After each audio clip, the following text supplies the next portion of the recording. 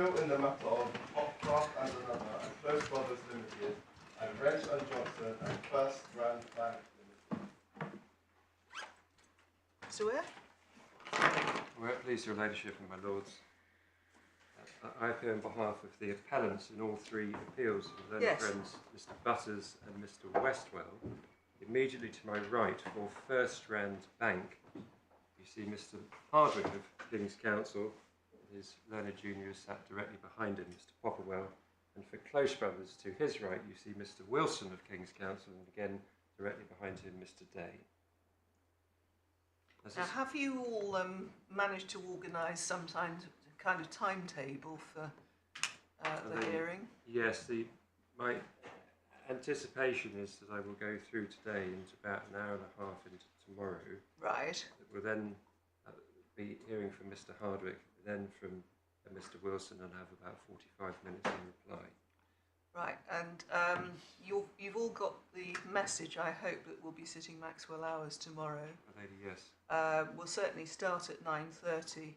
My Lord Justice Edis has another matter that he has to attend in the afternoon. If we are making good progress, my plan would be to rise at 1 o'clock rather than 1:30, which is the normal Maxwell time. But we'll just see how we go, and if it has to go through to 1:30, then so be it. I'm very grateful, lady. My lady, as this court can see, there are three appeals. Yes. There is a multitude of authorities. Now, what I'm going to describe in due course as 6 issues, that all rather depends on how granular you wish to go as to how many issues there are. Yeah. We've produced 2 fairly detailed skeleton arguments, and I do hope the court's found our skeleton arguments at the end of the core bundle, as well as the one at the beginning. We've had so many different versions of them, Mr. Weir, that I've sort of got a bit cross-eyed trying to find out what is what, but hopefully we've got the right ones. Lady, yes, I don't think the wrong ones have been sent, Birss. It's more just a question of checking that you've seen our supplemental skeleton arguments. Yes. And I don't propose, not least for want of time, to labour through the judgments below, grounds of appeal and so forth. Rather, can I start by setting out what we say are the core facts in the cases? Yes. And for the avoidance of doubt, my lady, this is my summary of the facts, and I propose not to repeat them when they come into their own later, more simply to make reference back to the reasonably detailed submissions I'm going to be making for the next few minutes in relation to the facts. I'll then set out, as in just list, what we say are the 6 issues, and then take the issues through in turn. So, my lady, in each of the 3 cases, the claimant borrower went to a motor dealer / broker to purchase a car. The claimant borrowers were all financially unsophisticated. Now, Mr. Johnson gave evidence that he did not understand these kinds of contracts and that he worked in a factory. The reference for that, I don't propose to take you to it, is the Johnson bundle. Now, if I say tab, it may be your ladyship doesn't benefit from a tab, but if you do, I'm going to give you the tab. It's tab 19, page 71, so it's Johnson 1971. Yes. And he was described by the Deputy District Judge at paragraph 4 as, to a degree, financially unsophisticated. And I'll take you to that because that's in the core bundle. So that's core bundle, tab 14, pages 202 to 203.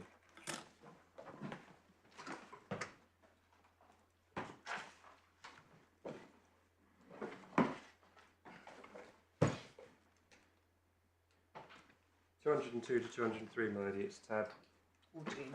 14, thank you. Yes. And you see at the bottom, he'd not bought a car before, nor had he made any hire purchase type agreements. He was a factory supervisor. I accept that he was, to a degree, financially unsophisticated, although I find he had found out what hire purchase was likely to cost him, what rates of interest he would have to pay. In respect of Ms. Hopcraft, the Deputy District Judge held, and the reference for this, before I quote it, is core bundle 36, tab 36, and it's page 404, and again I'll invite you please to go to that. Tab 36, page 404.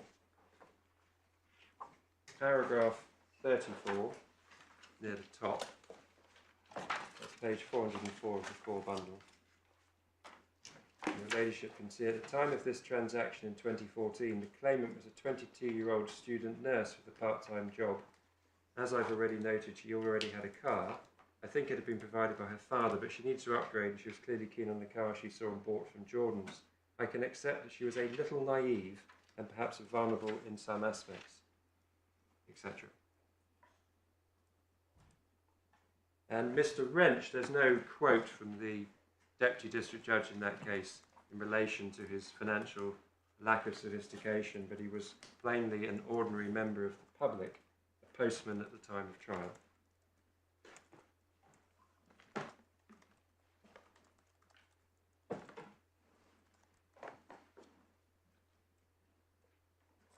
The next point is the vehicle price was set before the broker then sourced finance. And if you have the core bundle still open, it's tab 14 in the Johnson case, page 203, paragraphs 6 to 7. I'm going to read those out as well if I may. Yeah. You can see at the end of paragraph 6, the price was £6,499. He paid a deposit of £100. He then dealt with the financial arrangements. Now this is not an issue as I understand it, I should say. Price being set and then moving on to this. In the Hopcraft case, Ms. Shaw for Close Brothers produced a witness statement, which I would invite you quickly to go to if that's okay. So it's in the Hopcraft bundle. A certain amount of PDF leaping, I'm going to imagine, is being had by all, but I hope they're all sort of open at the top so that this is actually workable. For me it's tab 2, but in any event it's page 19 and it's paragraph 9. So my lady, it's tab 2, page 19, paragraph 9. And you can see prior to entering into a finance agreement, a customer will select a vehicle either online or in a dealership and decide whether they require finance to obtain it. If the customer requires finance, it is at this point the credit brokering journey begins. And also in the core bundle, in the judgment of the DDJ, which so we're now core bundle 36, tab 36 that is, page 400, paragraphs 11 to 12. So that's core bundle, tab 36, page 400, lady. Sorry about the leaping. We'll move on to authorities. It'll be a lot calmer.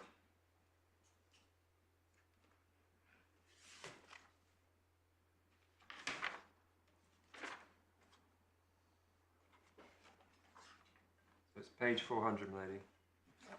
And in the middle, between the hole punches, paragraph 11. The core facts in this case are not particularly contentious. The claimant wanted to replace her vehicle. She found one she wanted at Jordan's, etc. And then it ends, didn't have the ability to pay the sort of price which she was looking, she was going to need some sort of finance. She therefore required HP arrangements, and Jordan's arranged these hire purchase arrangements with the defendant.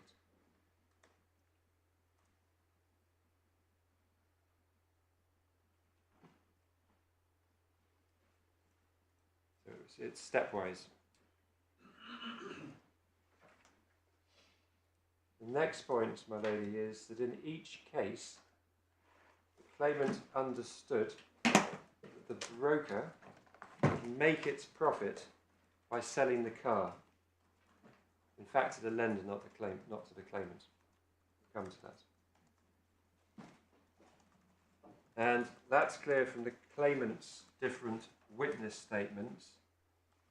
And starting with Johnson, it's Johnson, tab 1, page 5.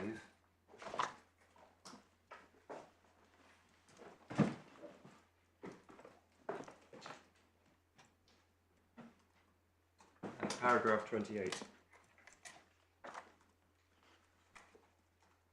I'd always thought that car dealerships made their money by making a profit on the cars that they sell rather than by arranging finance. In Wrench, it's Wrench tab 1, page 6.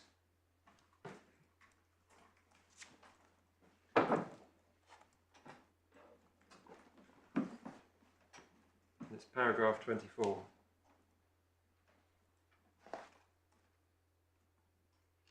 Whilst I understand a motor dealer would want to make a profit, I would expect this to be on the finance amount and not by making them believe that the only way to proceed with the purchase would be to finance through the dealer's choice of finance provider, the defendant.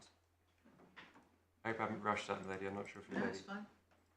Well, it's the reference, my lady, was Wrench 1.6. Paragraph 24. Paragraph 24, my lady, yes. And that's the position. I'll just give you the reference in the cross-examination was Wrench 2103, lines 19 to 25. I won't take you to it. And the judgment at paragraph 21, which is in the core bundle at tab 26, page 315.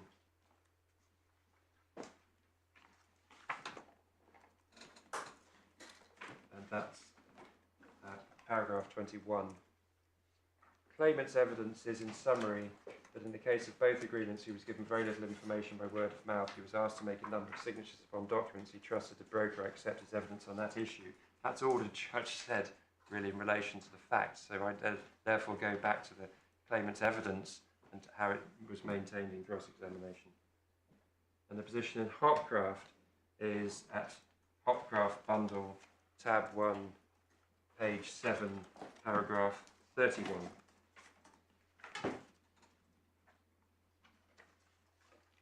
It was unclear to me that Jordans would earn commission at all. I'd assumed that Jordans would make money on the sale of the car, and that was where their profit was made. The lady should see that. Yeah.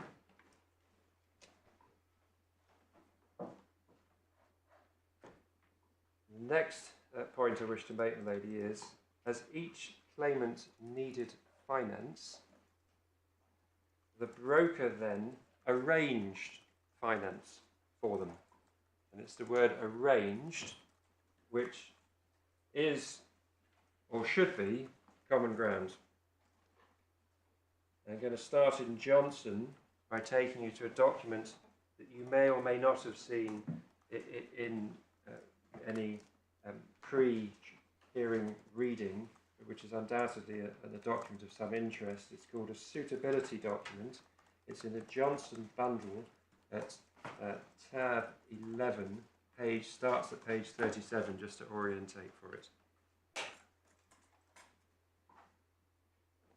This is Johnson 1137.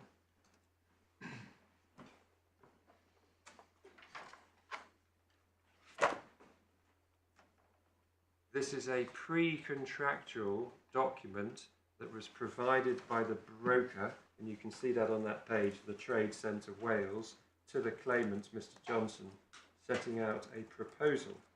And if you kindly go over the page, well, I'll come to the next two pages, but actually if you just go right to the end, you'll see it was signed, page 44. It was signed by Mr. Johnson, down at the bottom, my lady.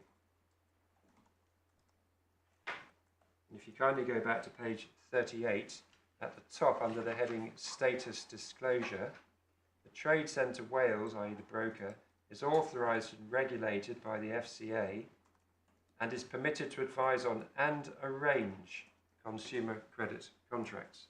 Yeah. I'll come back to that document, but I'm afraid I'm going to do it piecemeal to stay with the issues rather than do it by basis of document.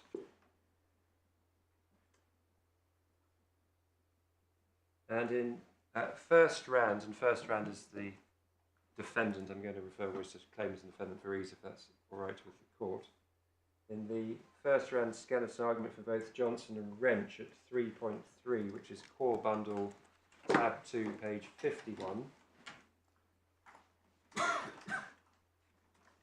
would appear to be uncontentious that the broker arranged finance, see at 3.3.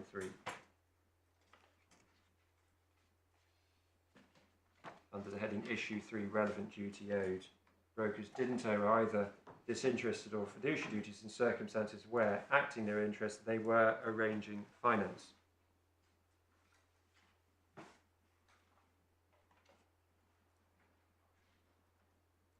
There's also, I'll just give you the reference as a statement from the Firstrand employee in Wrench, Mr. Wood, paragraph 55, which is Wrench, tab 2, page 28.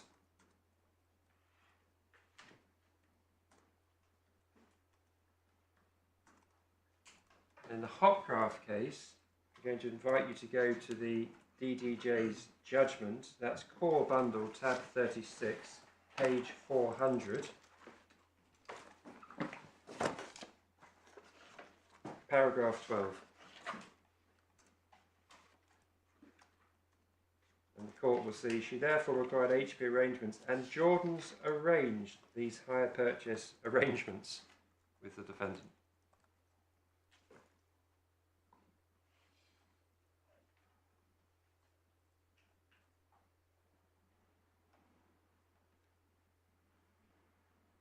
The next factual point to draw the court's attention to is there was no contract between the claimant and the broker, either qua broker or at all. Because the car was sold by the broker to the lender, not to the claimant in each case.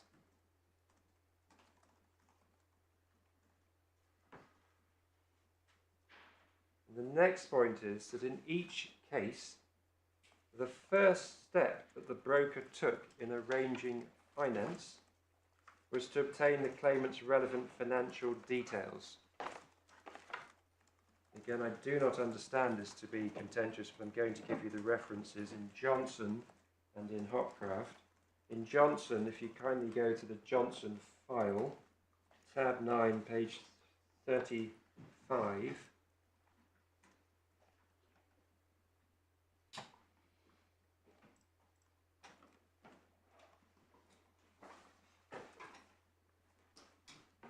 that's actually the finance proposal form. There's tab 9, page 35, my lady.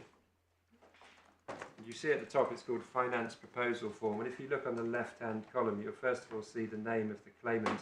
Then I won't read it out in open court, but you'll see the reference to the annual income figure, etc.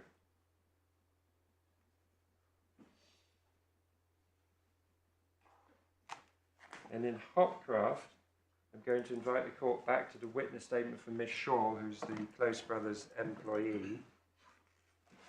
So that's the Hopcraft bundle, tab 2, page 19. Paragraph 9. I've read out the first part of that, my lady, as you know. I'm just going to pick it up where I left off, which was the credit brokering journey begins. To begin with, a representative from the dealer will go through an information gathering process with the customer. And perhaps your ladyship can just read the rest of that paragraph. Yes.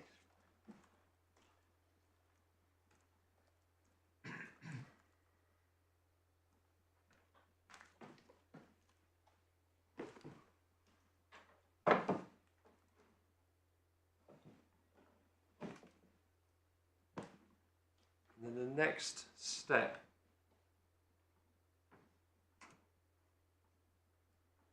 in the process, my lady, was that the broker then took the claimant's financial details to a panel of lenders. I also understand this to be uncontentious. And if you can kindly, in Johnson, go back to the finance proposal form, the suitability document, which is at tab 11, started at page 37, kindly go over to page 38.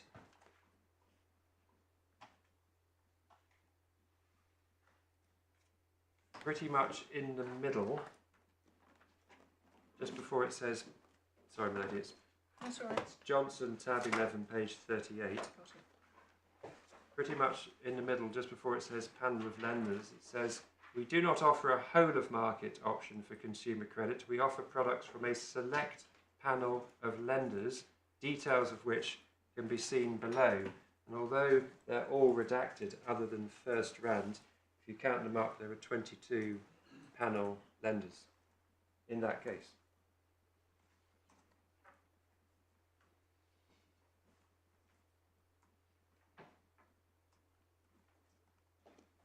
In Wrench, you have to go to Mr. Wood, that's the Firstrand witness, and to his witness statement, which is Wrench, tab 2, page 28, and it's paragraph 56.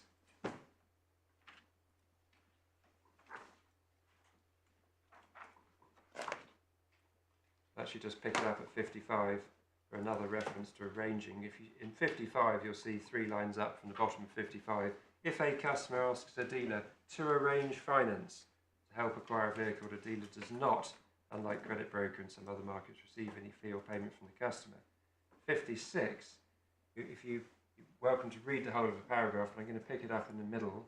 The claimant did not solely engage any of the dealers to find him credit, and the dealers only had access to a limited number of lenders on its panel.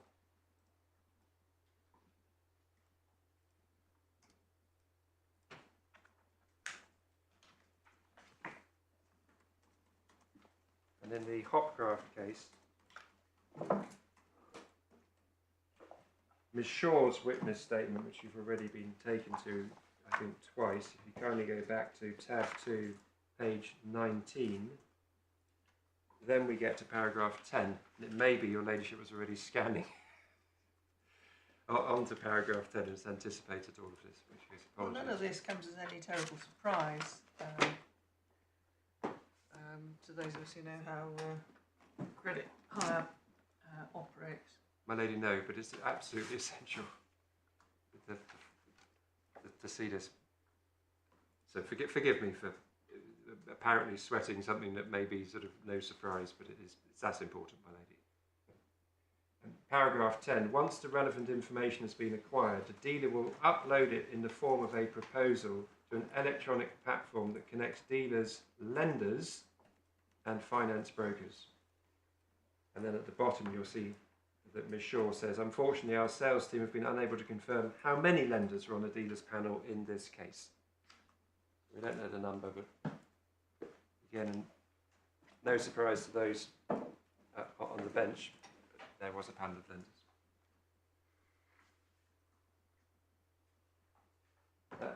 Next, in Wrench, the claimant gave evidence, which is important evidence. Before I read it out, I'm going to take you to it. It's Wrench bundle, tab 1, page 4, paragraph 12. So Wrench 1.4, para 12.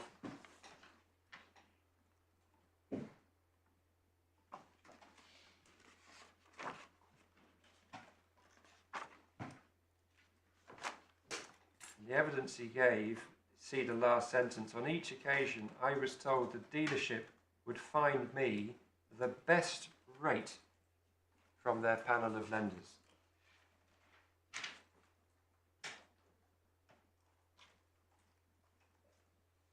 And this was, it would appear, and this is by reference to claimant's counsel's closing submission, which appears to have been unchallenged, which you can actually find in the same bundle, but at tab 20, starting at 202 and going on to 203.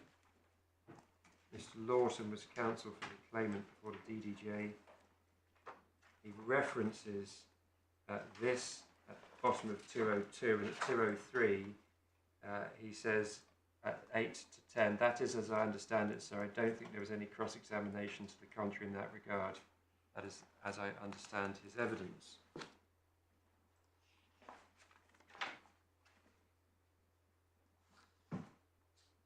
In the Johnson case, we're going to go back to the suitability document, please. So that's Johnson 1138.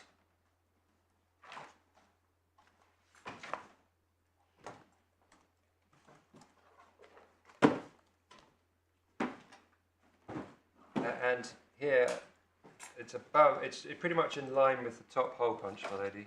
Obviously, those doing it electronically will use their instincts in those circumstances to guide them. Where it says, we will undertake, does your ladyship have that? An assessment of your demands. My lady, yes. Your demands and needs for consumer finance and provide an illustration of the consumer finance product that best meets your individual requirements based upon the answers you provide.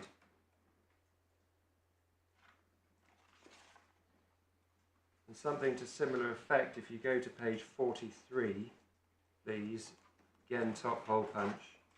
Within our organisation, there are a number of finance options we're able to provide. Based on our discussions and your responses to our questions, we will have narrowed down this selection to the one that may be most appropriate given your personal circumstances and requirements. Sorry, Mr. Weir, could you just give me that reference? Yes, of course, my lord. It's page 43 in the Johnson bundle, tab 11, but that may not assist your lordship.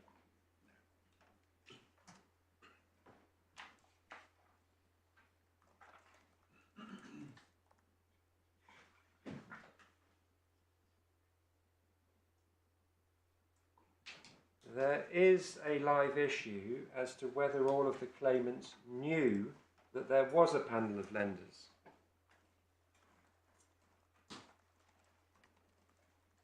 And Mr. Wrench, I've taken you to paragraph 12, understood that there was a panel of lenders. That was the quote I took your ladyship in the court to earlier, in which he referenced that he was told he'd get the best deal from a panel of lenders. In Johnson, Mr. Johnson signed the suitability document, and the suitability document, as the court can see at pages 38 to 39, references a panel and sets them all out, 22 panel of lenders. In Hopcraft, there is no such document,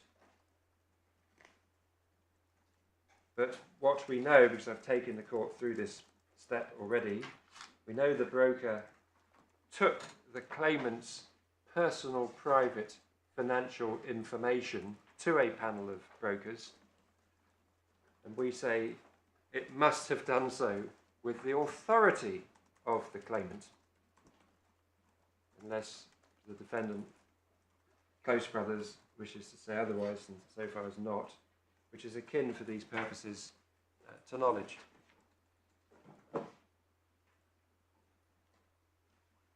The next factual point is that in each case, the broker then selected and put before the claimant a finance offer from just a single lender. And that involved selection and selection of an offer from a single lender. Mr. Wrench's witness statement at paragraph 14, so that's Wrench, tab 1, page 4, and has to be read with paragraph 12 to see what the sort of order of play, if I can put it that way. So, my lady, it was Wrench, tab 1, page 4. And the court has already read paragraph 12. On each occasion, I was told the dealership would find me the best rate from their panel of lenders. 13, I was told a credit check was going to be carried out, but I didn't get shown the credit check. 14, after the check, I was not offered a panel of lenders, and I was not aware of the fact that other financial lenders were an option. I was simply told the dealership was able to offer finance for my vehicle.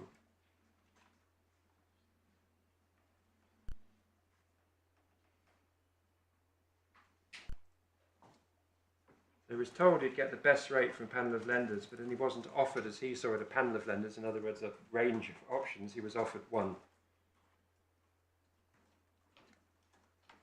I suppose that's hardly surprising, given the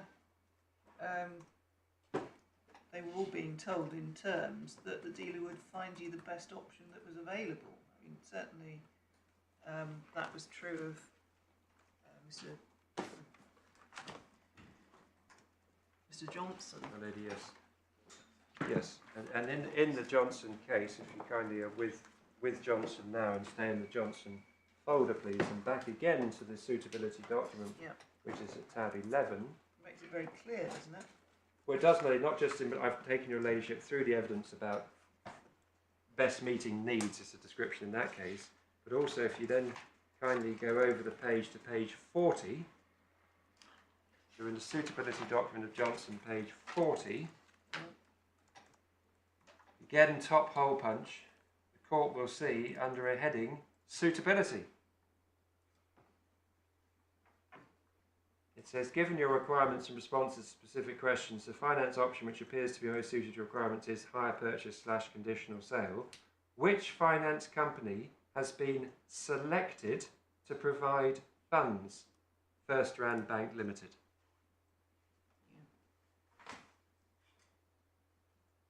Hence my use of the word selected. Yeah, and it fits in with what's said on page 43 in the middle of the page. It does, my lady. It's of a piece.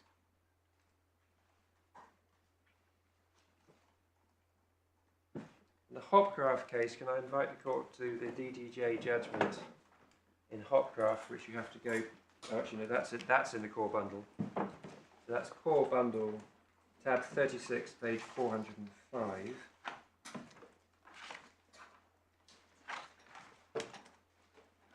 It's paragraph 41.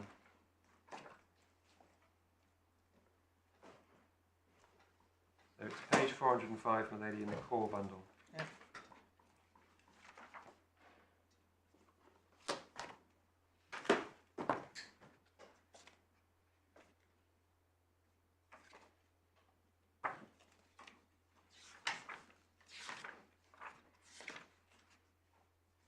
Your ladyship will see, para 41, in my judgment, Jordans were not the agents of or a broker for the claimant, had no fiduciary duty as expanded by Richards LJ to her. They gave information, but on the evidence they gave, it is only in relation to the one deal they offered. One deal, offered. Offered, selected. Synonymous for these purposes.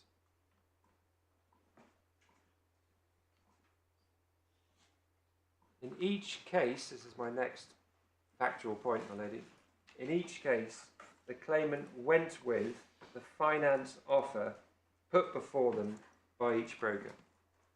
And I'm not going to take you to that, that's crystal clear. And what this then involved was two, arguably three transactions, which I can show by reference to the Johnson documents.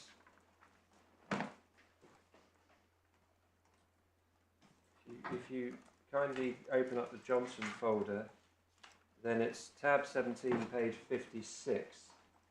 First of all, this is the sale of the car from the broker to the lender. And there you have one of those relevant documents, and just to orientate you, because the print is minute, it's one page, page 56, my lady. You can see at the top left, vendor's invoice and warranty. Bottom right, vendor's detail. Sorry, my lady, it's all right, getting there. page 56, tab 17. Yeah. And at bottom right, vendor's details, the Trade Centre Wales, that's broker. And then left-hand column, little O, penultimate one. We agree that the sale of the vehicle to Motonovo Finance, a division of Firstrand Bank. Yeah.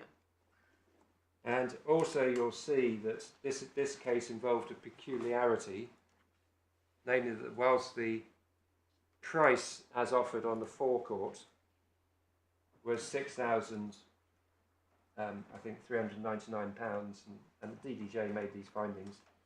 It was broken up, as you can see from the right-hand column, into a cash price of 4,803 and an additional personal loan. You see that above vendor's details. And then when we look at the credit agreement, which is Johnson tab 15, page 50,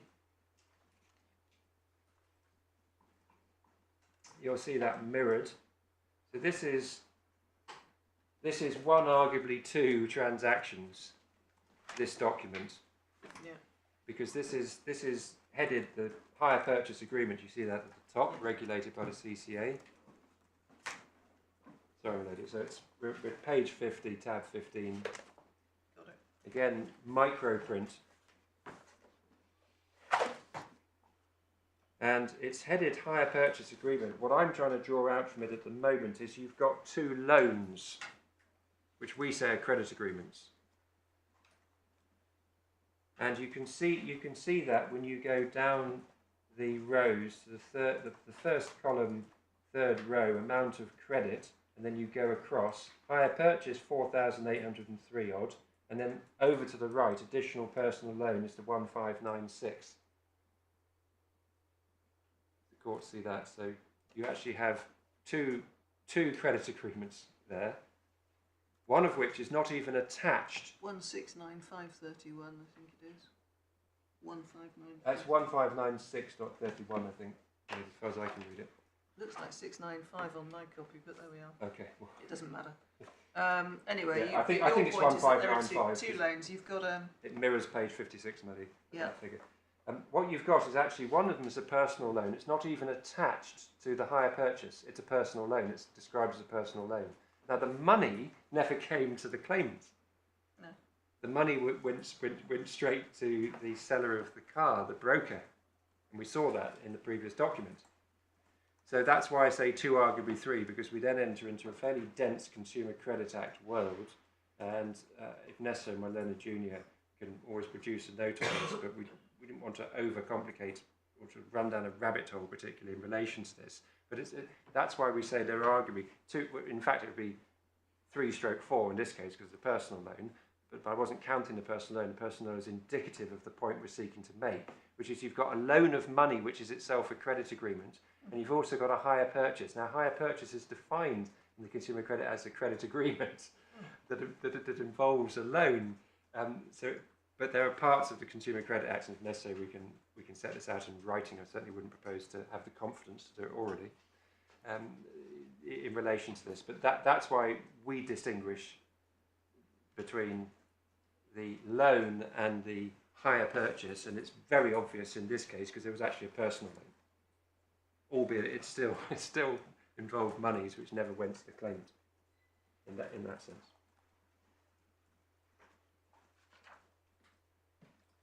So, my lady and my lords, those are the sort of essential facts. In Johnson, the appeal proceeds as a half-secret case, and what I didn't take you to in the Johnson folder, but we're in it now, back in the suitability document at tab 11, page 38,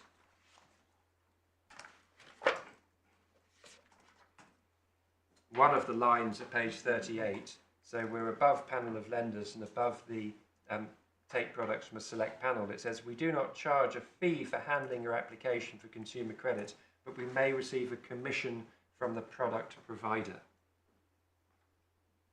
And so, although the case was initially run as a secret, if not secret, half-secret case, it is a half-secret case. Because that's a document which was signed by Mr. Johnson. I've taken the court to that already. In Wrench, there is a live issue as to whether the case is fully secret or half-secret. And I propose at this stage to take you through the documents. And again, that means I won't be doing it again later. I will simply reference back to these submissions on the facts, if I can put it that way, because I think it will become that much easier for the court when I go through the arguments to understand it against a proper factual matrix as opposed to in the ether.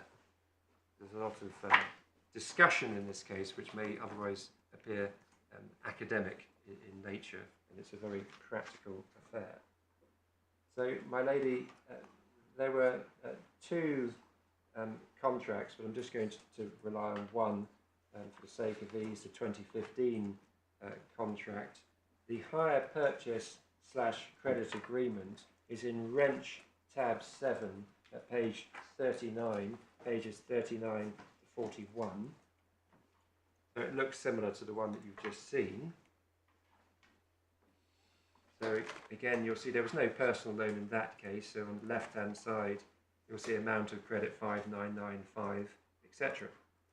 And then if you kindly go on to page 41,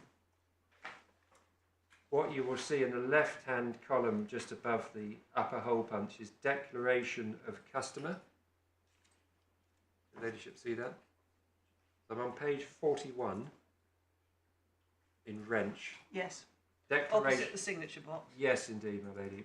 Opposite the signature box. The customer understands that Firstrand Bank are the creditor, or as the creditor, will rely on the truth of this declaration when deciding whether to accept this agreement. By signing this agreement, the customer declares that the details set out above are correct.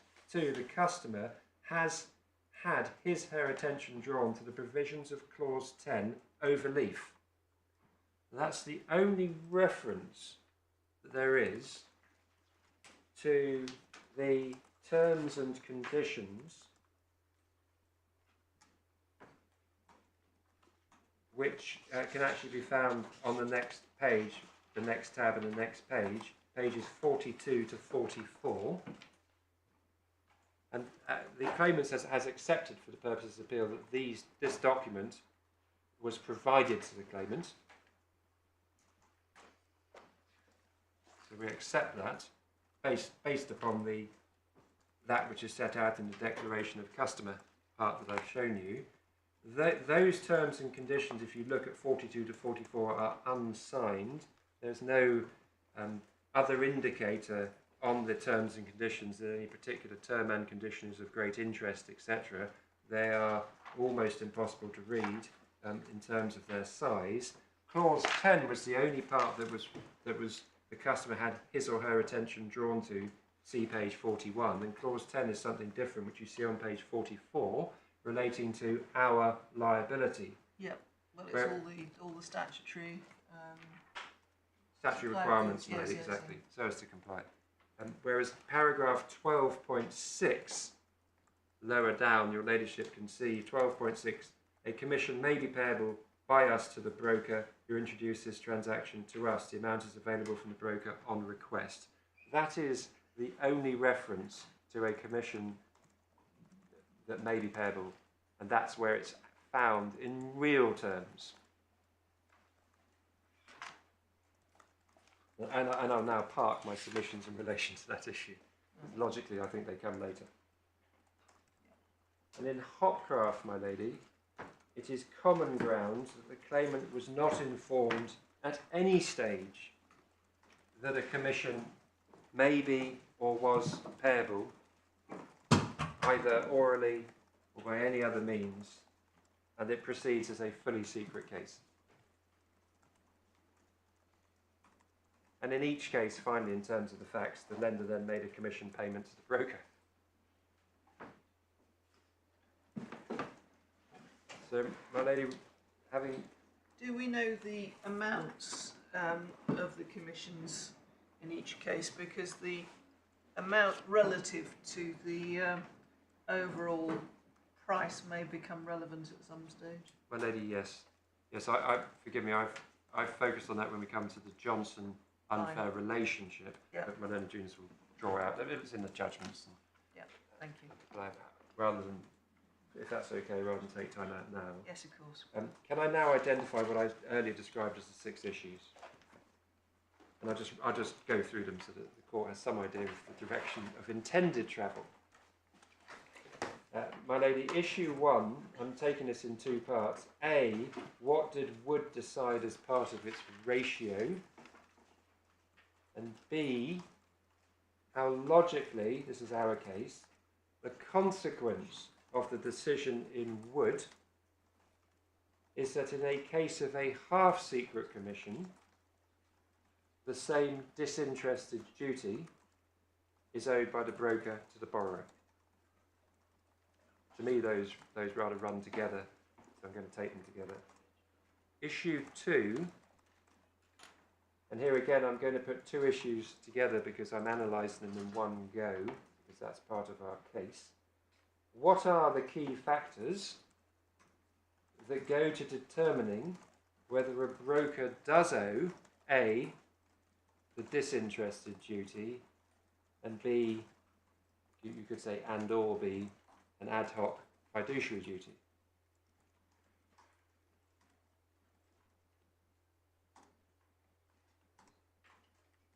Issue 3, how the facts of these cases, in our respectful submission, disclose that the brokers did owe such duty to the claimant borrowers, which for our purposes reduces to it matters not whether it's disinterested duty or ad hoc fiduciary duty. Would you mind repeating number 3 for me? Yes, my lady. How the facts of these cases disclose that the brokers did owe the disinterested / fiduciary duty to the borrowers. And obviously I've addressed the facts, but now I'm going to make submissions as to how, armed with those facts, the court is driven. That's issue 3. Yes, my lady. Issue 4 is addressing the question of whether the commission in Wrench was secret or half secret. We say secret, Wrench says half secret. Issue 5 is a bit of a new one, in that Johnson and Wrench, if it's a half secret case, but not Wrench if it's a fully secret case, has properly raised an issue as to whether or not First Bank is in any event an accessory, and so we have to look at the liability as an accessory, because if it's Johnson is a half secret case, so it proceeds on the basis that we need to establish first of all that there is breach of the relevant duty. Say relevant because it's all up in the air, which is the relevant duty.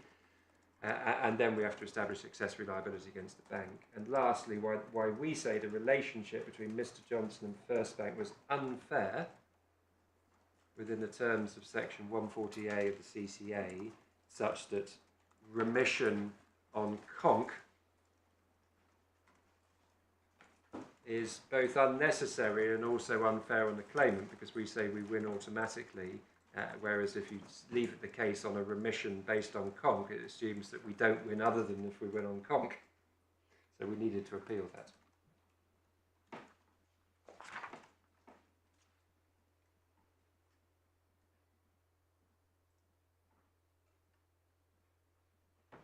Yes.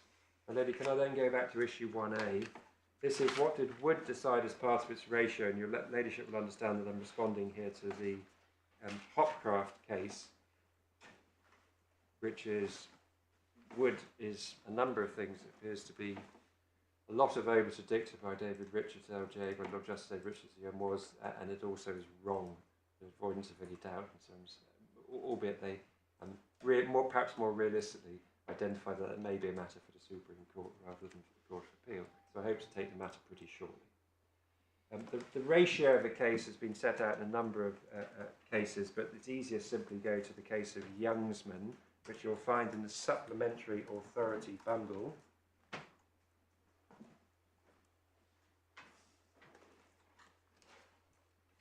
So it's tab 9, and if you can start at page 380, please.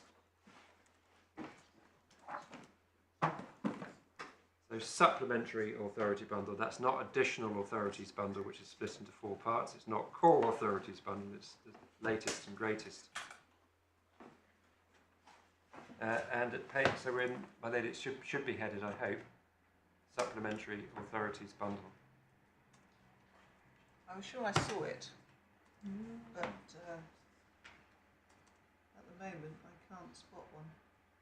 Lady, I was going to say I expect with one we can produce up, but I think there are only 2, absolutely certain I saw a 3. supplemental authorities bundle this morning when I came into court, but for some reason I've got joint call, the 3 supplemental bundles in the 3 appeals, a core authorities bundle, and 4 volumes of additional authorities, and not the supplementary. Whilst your ladyship's looking at it, I may be able to save my learned friend some time by saying 2 things. One, I'm not saying that the part of Wood that he relies upon is obiter dicta. Right. I'm saying it's in conflict with certain other authorities. And secondly, I don't take issue with what he says in his supplemental skeleton argument about what obiter dicta as opposed to ratio means, which is, I think, some of the authorities that he was about to take you to. I'm extremely grateful. Thank you, Mr. Wilson. The impact of Lord Justice Legate, then or now Lord Legate, seems to have been in 2 cases to make sure that when courts actually get together and reflect on matters and set out detailed judgments, it's a good idea to respect them, even if the decision goes the other way. Take advantage of all that learning is my summary of the positions. You don't even need to have had the case be essential to the outcome in the case in order for it to form part of the ratio. Just the reference to that last bit is broad idea. It's in our supplemental skelly, but it's broad idea international. I won't take you to it, but it's in the supplemental authorities at page 456. Well, I'll try and track down the supplementary authorities bundle in due course, Mr. Weir, because I'm sure I saw it this morning. My lady, and yes. I'm sure I'm not hallucinating when I say I saw it this morning, but I don't know where it's gone. Might have been a better morning, my lady. I don't think. It's vanished, and I know I saw it, so I'm completely mystified. Could you just repeat the reference you gave to broad Yes, idea? yes, my lord. Broad Idea International, per Lord Legate, Supplemental Authorities, tab 11, page 456, paras 119 to 120, majority. There was a minority, but that's the court can determine a point of law as part of its ratio, even if it was not strictly necessary to decide the issue on the facts of the case. So it being helpfully recognised by my learned friend that this did form part of the ratio, I can also cut out my submissions which look at the structure of Lord Justice Richards, who then was judgment in Wood. Suffice to say that he absolutely addresses head-on the issue. What I might do is just take you to paragraph 110. I'm going to spend time in Wood anyway at some point, and some orientation in relation to the case I think is probably as well.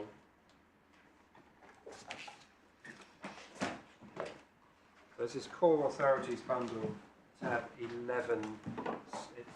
It starts at page 239. And whilst it's a lengthy judgment, it's very well signposted, if I can respectfully say that. And at page 253, you see issue 1 in the middle. Is a fiduciary relationship between the client and the broker a necessary precondition to relief against the payer of undisclosed commission to the broker? And if you rush ahead to paragraph 110, which is page 273,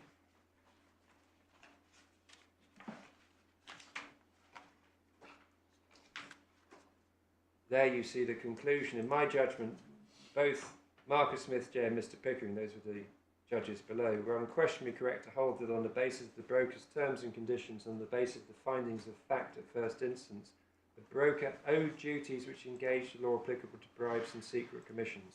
It was under a duty to make a disinterested selection of mortgage product to put to its clients in each case.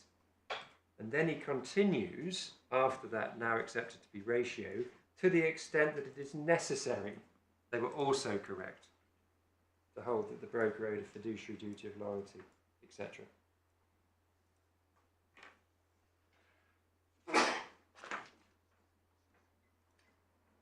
My issue 1b, my lady, was how logically the consequence of the decision in Wood is that in the case of a half-secret commission, the same disinterested duty is owed by the broker to the borrower.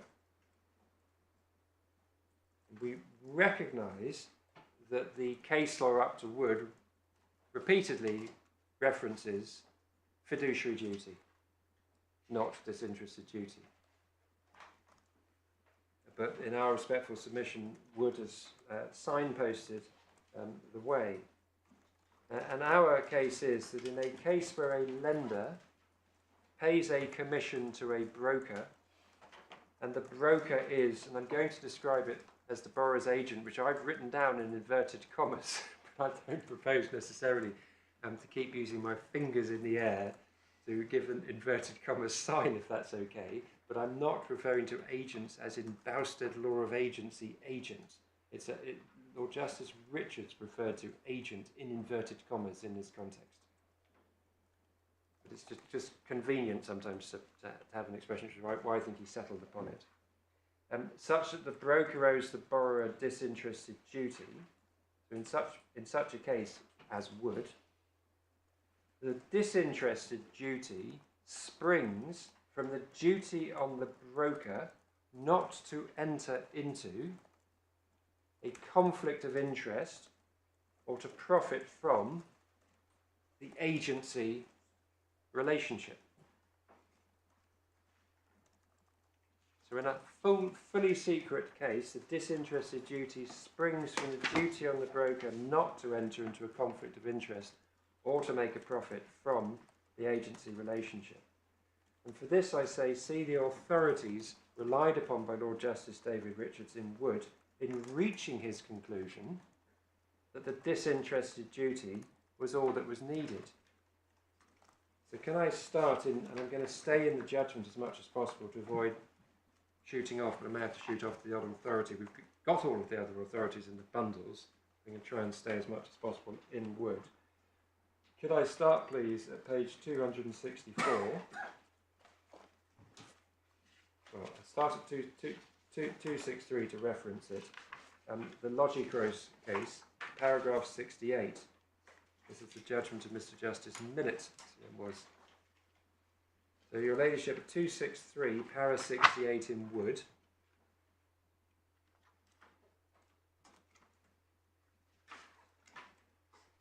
You can see reference to the Logicros case. And at paragraph 69, Lord Justice Richards sets out a fairly substantial quote, and if you kindly go over the page at B, or just between A and B, the remedy is not confined to cases where the agent has taken a bribe or secret commission in the strictest sense. It is available whenever, without his principal's knowledge and consent, the agent has put himself in a position where his interest and the duty may conflict. A principal is entitled to the disinterested advice of his agent, free from the potentially corrupting influence of an interest of his own. In other words, that's what it's all about. And if you kindly go down to the next paragraph in the Ananjal case, and the father, Mr. Justice Leggett, as he then was, at D, at page 171, he said that the correct test for determining whether a payment to an agent constitutes a bribe was whether or not the making of it gives rise to a conflict of interest. That is to say, puts the agent into a position where his duty and his interest conflict. What happens is, Lord Justice Richards, having analysed those cases, including the Ross River case that I'll be coming back to, in which you can see Mr. Justice Briggs, as he then was at para 71, himself uses the language of disinterested advice. Lord Justice Richards then crosses over to the stream of authorities that use the language of fiduciary duty. See para 73 and see it over the page to 264 to 265. And then he goes through these cases and he covers, amongst other cases, I think it's a Supreme Court rather than Privy Council case, which we see at paragraph 85, called UBS and AG, or UBS AG, sorry. I won't read out the rest of its name, far too difficult. Paragraph 85, page 267. It's Court of Appeal, I'm sorry. Yes, it's Lord Briggs in the Supreme Court with Justice Hamblin, as he then was, in the Court of Appeal. And then at paragraph 86, you see a quote. The mischief which the principal is aimed at preventing is the secret deprivation of the principal of the disinterested advice which he's entitled to expect from his fiduciary. The principal thinks he's getting the loyal and disinterested advice of his fiduciary, when in truth he's not.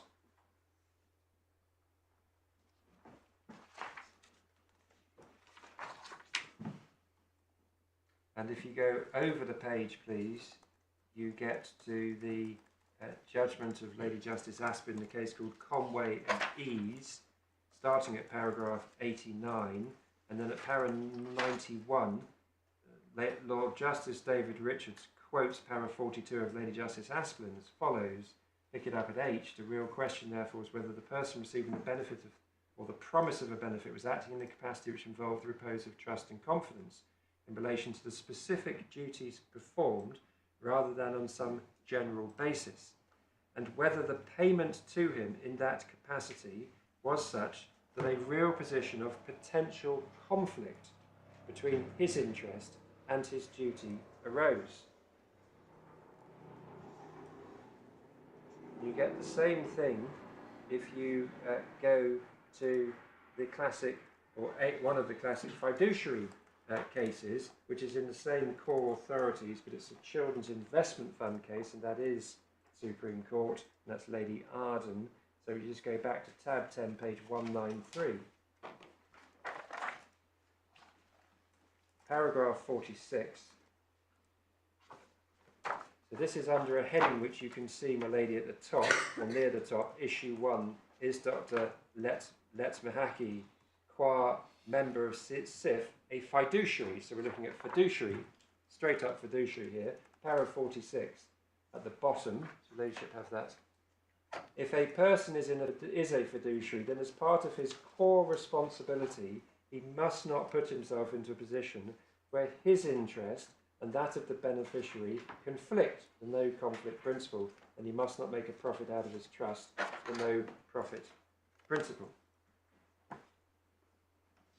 So what we have is an essential element of the fiduciary relationship, providing the touchstone for the duty in fully secret cases. And in half secret cases, we have the same essential element, the no conflict and no profit rules, providing the basis for liability in those cases.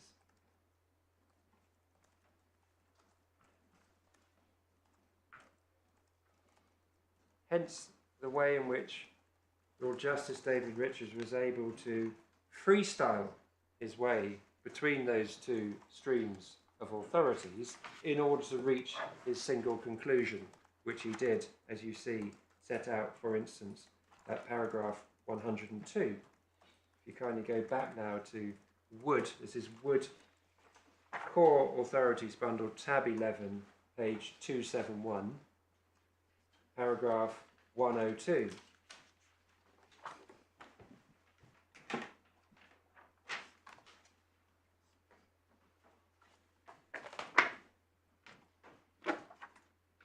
In which he says, my conclusion from this over-lengthy citation of authority is that in cases such as present where an agent, that's the agent inverted commas thing that I've been referring to, providing advice, information or recommendations has received or been offered a bribe or secret commission, the question that the court should ask and focus on is, did the agent owe a duty to be impartial and to give disinterested advice, information or recommendations? And then he carries on, after saying, is the answer yes, etc.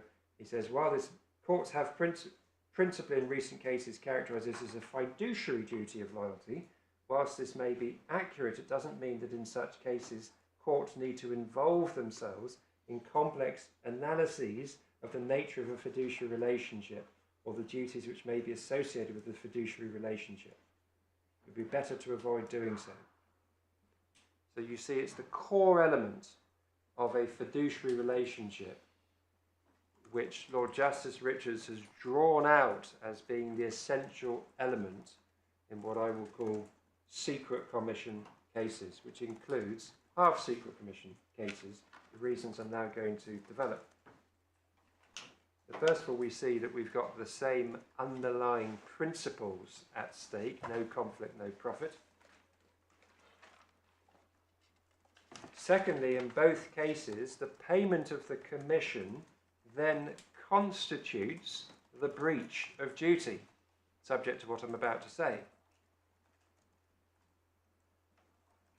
which is that there is a defence of so-called knowledge and consent. That is informed consent. See, for instance, and here I'm going to go to the Ross River judgment of Mr. Justice Briggs. So that's Additional Authority, tab 1, or sorry, Additional Authority, volume 1, tab 25, page 547. So 547 electronic, but 125, 547.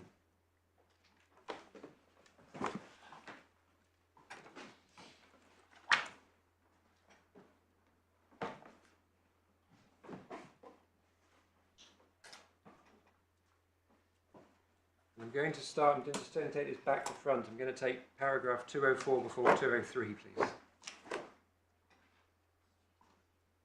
So, my lady, you're right at the end of the bundle, tab 25, page 547, please.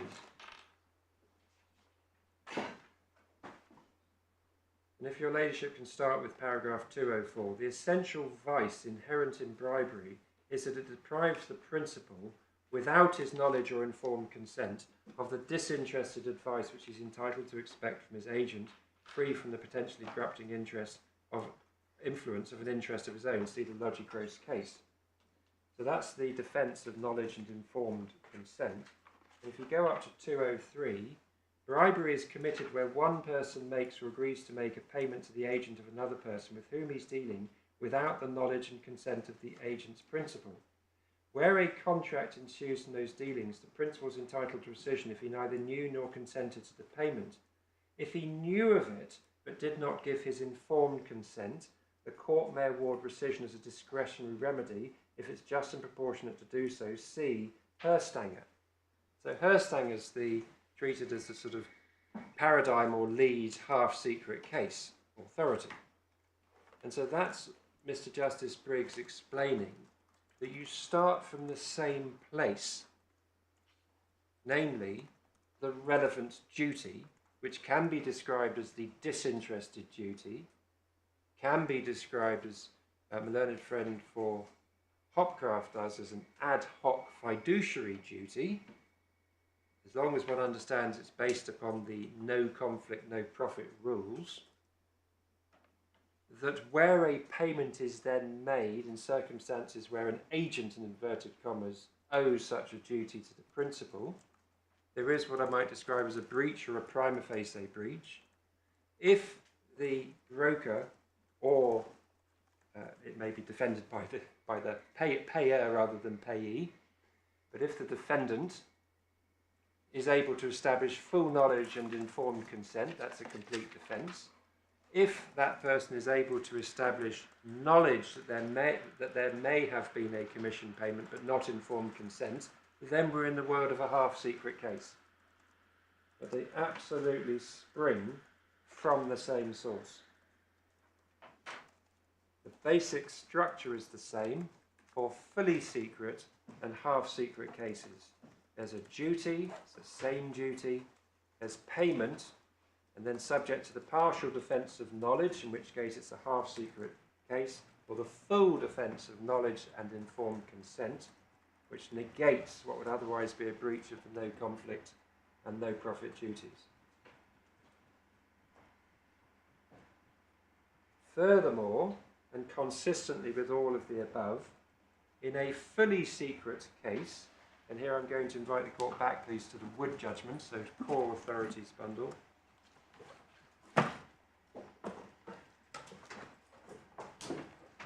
In a fully secret case, the borrower is entitled to equitable as well as common law remedies. See Wood at page 270, so with core authorities tab 11, page 270, paragraph 98.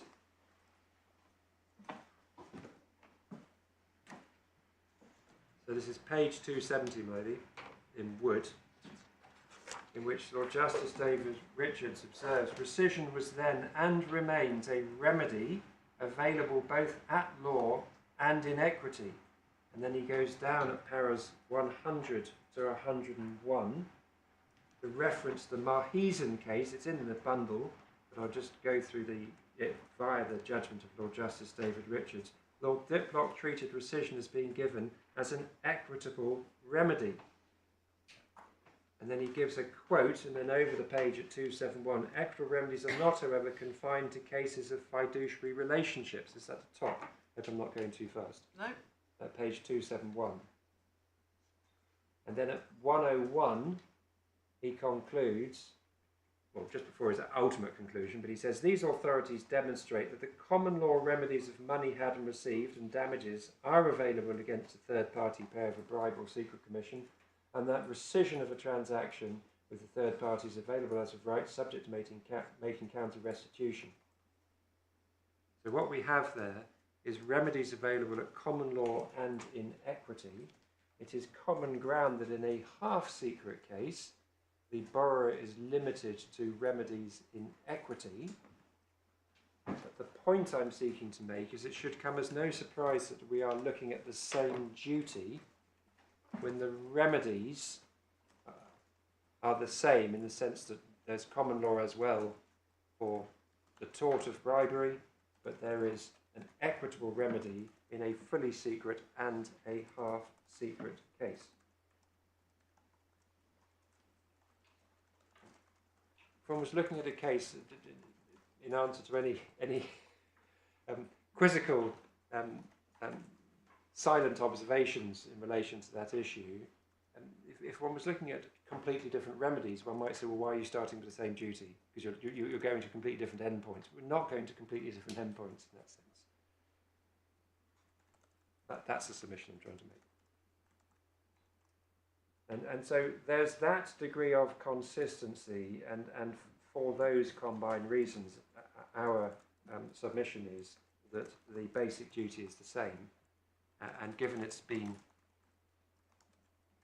finessed, but given it has been sharpened by Lord Justice David Richards in the Wood case to what's set out at paragraph 102, duty to be impartial and to give disinterested advice, information and recommendations, that is the appropriate test, we say, in both a secret and a half-secret case.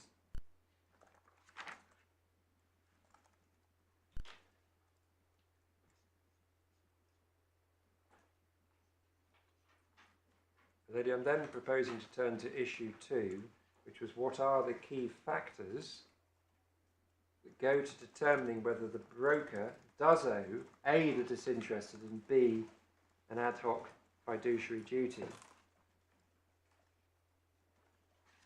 Now, it might be said that because our primary case is that in the relevant duty in a half-secret case is disinterested advice, we don't need to go there at all, but we are recognising at the outset that disinterested advice / ad hoc fiduciary duty comes to the same thing, provided one understands what is meant by ad hoc fiduciary duty in this context, which is to home in the same way as disinterested advice is done.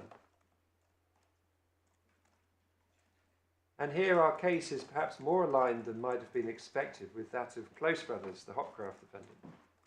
In that, whilst our case is the required duty in half-secret case is that of the disinterested duty, and their case is that the required duty in a fully secret case is that of an ad hoc fiduciary duty, we're both submitting that the duty is the same for secret and half-secret cases. At least that's my understanding of the position.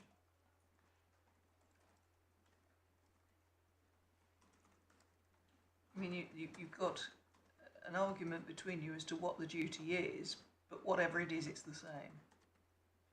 That's my understanding of their position. That's our position, and it could be said that given the source of the disinterested duty is the same as the source of the ad hoc fiduciary duty, it perhaps matters little whether the disinterested duty is understood as a species of fiduciary duty for these purposes. and there is a risk of it becoming an academic issue between the parties. But that rather depends on how, if my learned friend seeks to contend, well, it's a fiduciary duty, and now I'm going to make it a lot harder to qualify as a fiduciary duty than I would do if it looked anything like the disinterested duty reverted by Lord Justice Richards, then we'd have a point of distinction again. Either way, our case is the factors that go to establishing the relevant duty in half-secret cases are those which also apply in fully secret cases. And I'll go to more case law in a moment. But before turning to the relevant factors, can I make the following preliminary submissions? The first is there is no clean definition of a fiduciary duty.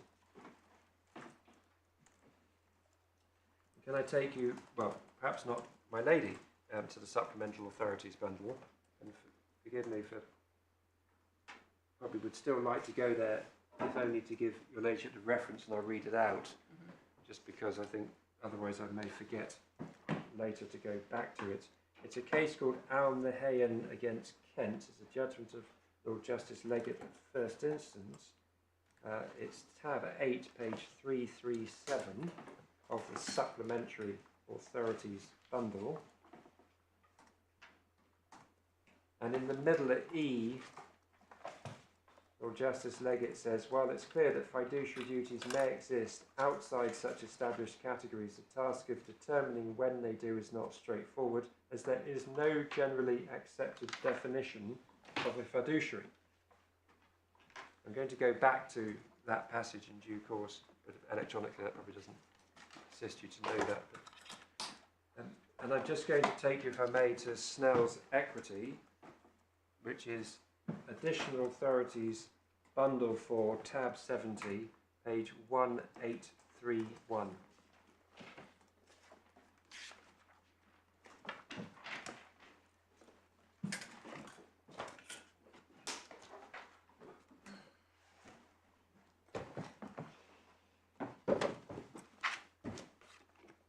So that was Additional Authorities 4, tab 70, page 1831. This has got a heading at C, ad hoc fiduciary duties. And the learned authors under the heading principles say the categories of fiduciary relationship are not closed. And then it continues, fiduciary duties may be owed despite the fact the relationship doesn't fall within one of the settled categories of fiduciary relationships, provided circumstances justify the imposition of such duties. Identifying the kind of circumstances that justify the imposition of fiduciary duties is difficult because the courts have consistently declined to provide a definition or even a uniform description of a fiduciary relationship. And I will go back to 1832 later, but logically later rather than now.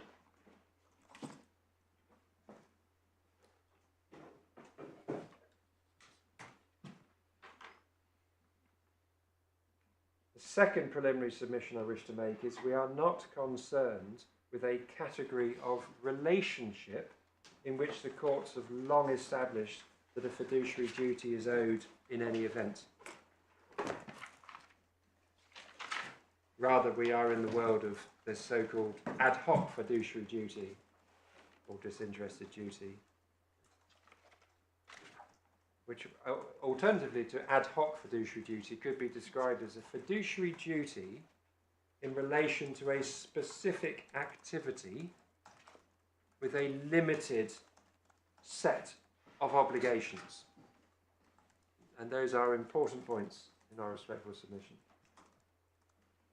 And Lord Justice Richards makes this essential point in the Wood judgment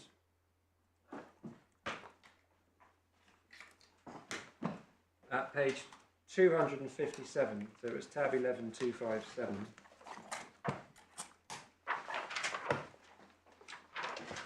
If you kindly go to paragraph 36, and then we're going to go over the page to 37.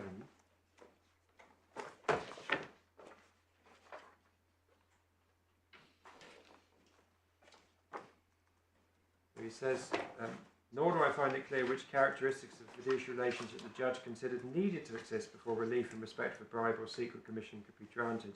Fiduciary relationship is a protean term capable of covering a wide range of different rights and obligations.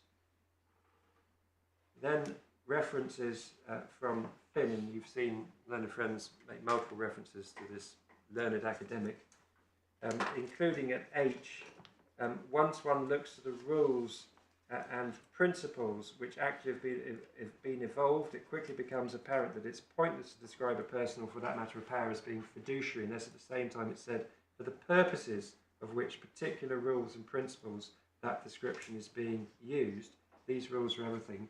The description fiduciary, nothing. And then over the page, the term fiduciary relationship is most commonly used with respect to well-established categories such as trustee and beneficiary, director or manager, and company, employer and employee, and principal and agent, where the agent's authorised to act for and exercise powers of the principal. Subject to agreement to the contrary, those are relationships to which what might be called the full panoply of fiduciary obligations apply. And then he contrasts that. If you read the rest of it right down to the bottom, there's no indication in judgment that the judge was identifying a relationship with a limited range of obligations. In other words, you don't need to set the bar so high as to say, is this an established relationship? Is the broker-borrower relationship, for all purposes, a fully fledged fiduciary relationship with the full panoply of obligations? You need to home in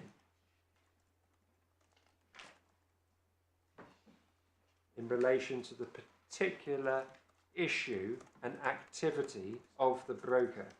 And Lady Justice Aspin understood this point in the Ease and Conway case. If you just stay in the same court authorities bundle, but kindly go to tab 9, page 163.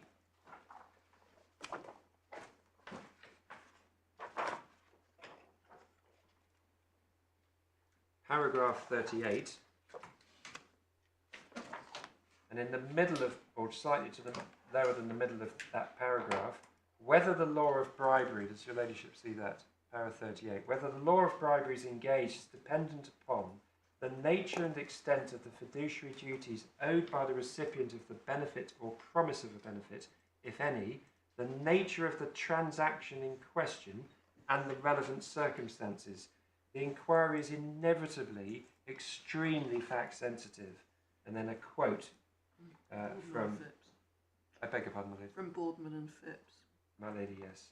The facts and circumstances must be carefully examined, etc.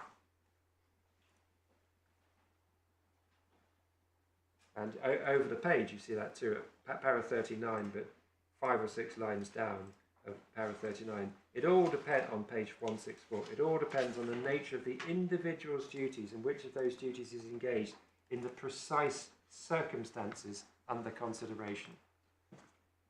So that's what's really meant by an ad hoc fiduciary duty, if we're going to use that language. I understand, I'm not sure it matters, but it doesn't make sense to me to say that that's what ad hoc refers to. But I understand the point you're making is that there can be limited sets of duties. My lord, yes. I mean, ultimately, I don't have to attach myself to the description ad hoc. My learned friend has introduced it, and we've got Snell's actually referring to it, but I'm fairly relaxed about that. It's the issue is look at the facts, look at the transaction, understand what's happening, and whether specifically in that context it is right for equity to intervene. That's the question. And you don't have to be in an established category of relationship. Fourthly, the court should have in mind, this is essentially a point I've just made to my Lord Justice Birss, but I'll give you a reference for this, that the court's ultimately engaged in a single task, namely of determining whether equity should intervene. See English and Dedham, and again I'm afraid that's in the Supplemental Authorities. Supplemental Authorities, tab 2, page 27. Mr. Justice Slade then was.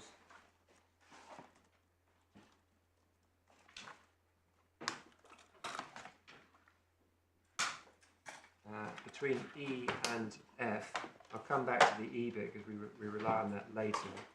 But between E and F, it then picks up. I do not think that the categories of fiduciary relationships which give rise to a constructive trusteeship should be regarded as falling into a limited number of straitjackets or as being necessarily closed.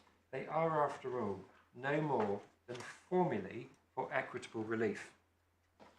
This is all of a piece with Lord Justice David Richards' analysis, which is you don't need a fiduciary duty at all to have equitable relief. That's what the court's really concerned with. Labelling less so. I'm sure it's important, not least from a higher level perspective, to try to attach the correct label to matters, but it's the substance that counts. Now, lady, as to the key factors that go to determining that the relevant duty applies, these are in our respectful submission, and I've broken these down into A, B, as you see, and D. A, where the broker assumes responsibilities in respect of the borrower's affairs, and they're sort of cumulative and composite. Importantly, this assumption is or can be imposed by operation of law. B, which occurs where the broker exercises judgment or discretion which is capable of influencing or affecting the borrower's affairs,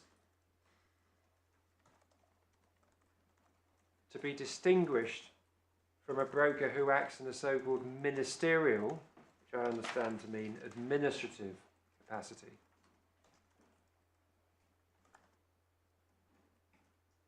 Linked to this, where the borrower is financially unsophisticated, it can be expected that the borrower will not be exercising his own judgment, so that the broker's exercise of judgment or discretion will be capable of affecting the borrower's affairs. And further, and in particular, where the borrower is financially unsophisticated, the borrower is all the more at the mercy of the broker, and the borrower can be expected to rely on the broker to act in the borrower's interests.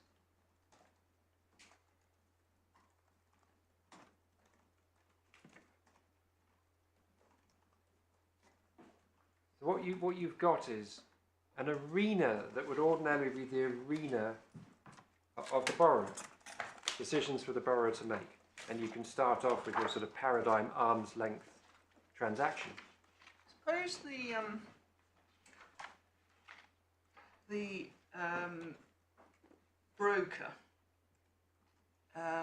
goes off, and instead of coming up with one potential lender that's selected, puts a range of, say, 3 or 4 people selection before the consumer, and says, well, you've got these 3 or 4 potentials, these are the deals on the page, and one of them is selected by the customer, and that selected person then pays a commission to the broker. In those circumstances, is there a duty?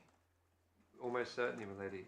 It's not as, I would say, necessarily strong a case as this one, but I would say that you've still got the broker exercising judgment or discretion. You go from a world of lenders to 3, and that selection is courtesy of the broker's so-called judgment or discretion.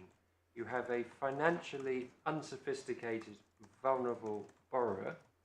That's proper language, my lady. That's not sort of bigged up. I've already given the references to the financially unsophisticated, and it's entirely valid. We submit respectfully use of language in this context.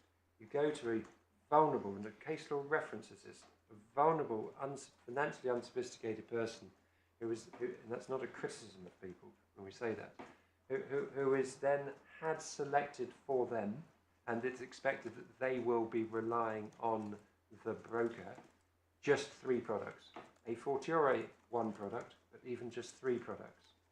And if all 3 products involve commission payments, you would have a classic case like this. Where do you draw the line then? All 22? My lady, that is, and this is not a cop-out, that is why I reference that the court is engaged in a highly sensitive factual inquiry. And the core question, and this is what I'm trying to look at, what is the core issue? The core issue is when is it that equity feels obliged to intervene because the borrower is so exposed in relation to activities which my starting position is the borrower will do themselves, like go and buy a bar of chocolate themselves from a shop, ordinary transaction. But you move into a much more financially sophisticated model like this.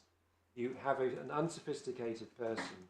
You have the exercise, the panel, the selection, the putting, the promotion, the arranging, the promotion, the selection. All of these are activities of the broker in the sphere of the borrower's finances. Don't forget, the broker has private financial details of the borrower and can shape what product they see fit in the light of that. And so there will be a line, my lady, because if you have the world at large and they just say, go onto Google and make your own search, then they're not making a judgment or discretion. That's like an administrative act. So press Google for you and press a button and say, "Whoom, here's people you can go to." That's the key. It's this exercising judgment or discretion in my affairs when I'm vulnerable, in a way in which you should be held to have assumed responsibility for me, not just because I'm relying on you, but because, and I'll show you the case law on this, William, but because I'm relying on you to do it in good faith. Because it's an equitable remedy that we are concerned with. And so it's what gives trial judges their juice, because that is highly fact sensitive. And so they are entirely fair questions for the court to ask, but it is unfair to expect a sort of bright line rule answer to those sorts of questions, in my respectful submission. Pausing there, my lady, I should interpose that both defendants recognise that the words trust and confidence is a consequence of a fiduciary relationship as opposed to a guide to setting one. So we don't get an enormous amount from those. And I'll just give you the references, so I won't take you to them. Firstrand skeleton at page 275 of the core bundle, paragraph 87. And Close Brothers skeleton at page 106 of the core bundle, paragraph 40. And can I now turn to the relevant authorities, and can I start with the judgment of Mr. Justice Sales, as he then was, and I'm sorry, my lady, but we're back in the supplemental authorities bundle. And I'm sure over lunch, for instance, I'm sure we can get one printed off. Well, given how many of these authorities you're citing, I'm quite surprised that they're in a supplemental bundle and not somewhere in the main authorities bundle.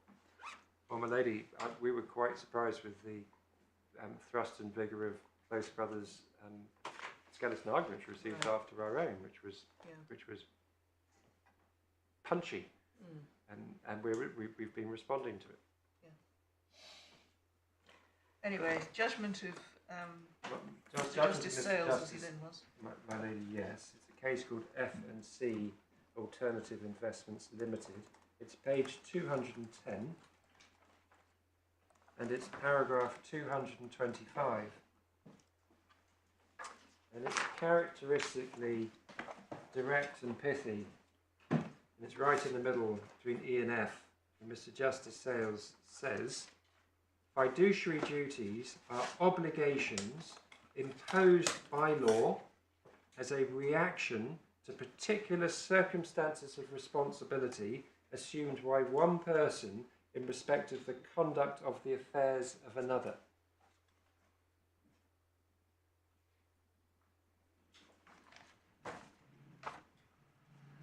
So that's where the broker steps into my affairs.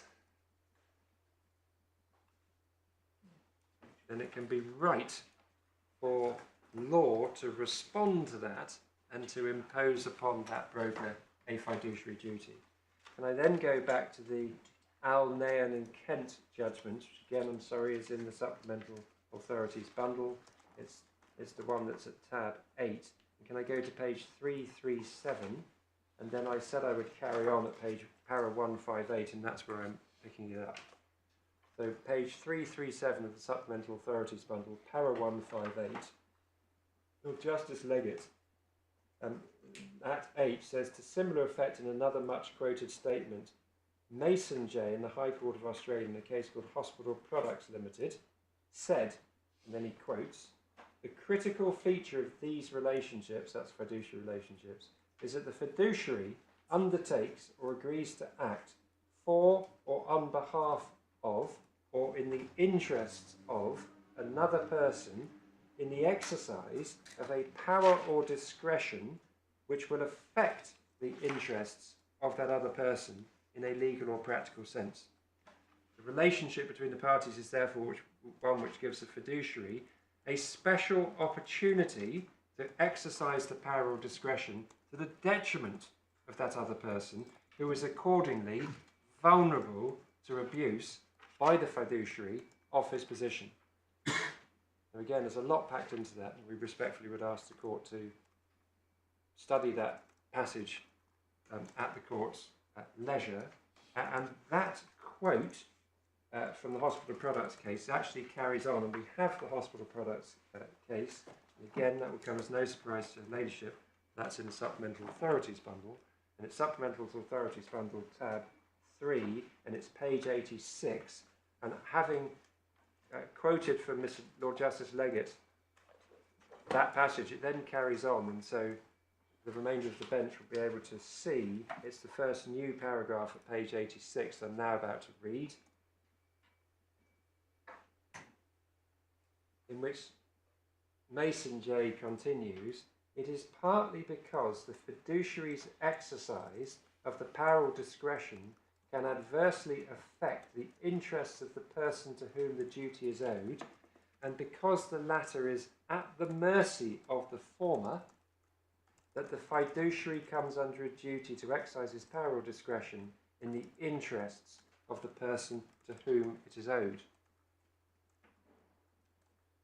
That's why I make my earlier submissions referencing the vulnerability of the borrower to abuse, which respectfully, and it's not an aggrandisement of language, is exactly what we say occurred in these cases. Mr. Weir, I'm just looking to see if I can find anything about the facts of this case. Mr. Justice Mason uses the words power or discretion, which are words that you find in relation to trusts and so forth. Is he using them as terms of art, or is it a more general expression? No, I say with confidence, but it might not help you if I simply say something with confidence. But I say with confidence that it's trust and discretion, and I'm pretty sure we'll pick it up in Snell Right. as well. I think we do. I'll just check that if that's okay.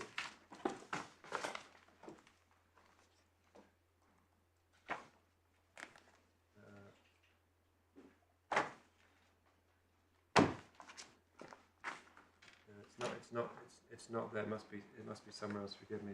I'm pretty sure I'm going to pick it up. Well, not to worry. In your own time is fine. Yes, well, I'm very grateful. We'll try to come back to you on that.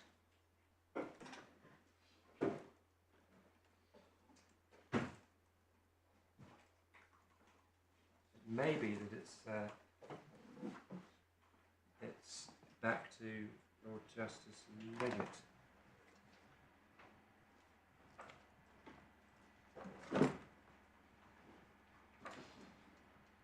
Yes, if you just kindly go back to in the Supplemental Authorities bundle, page 338.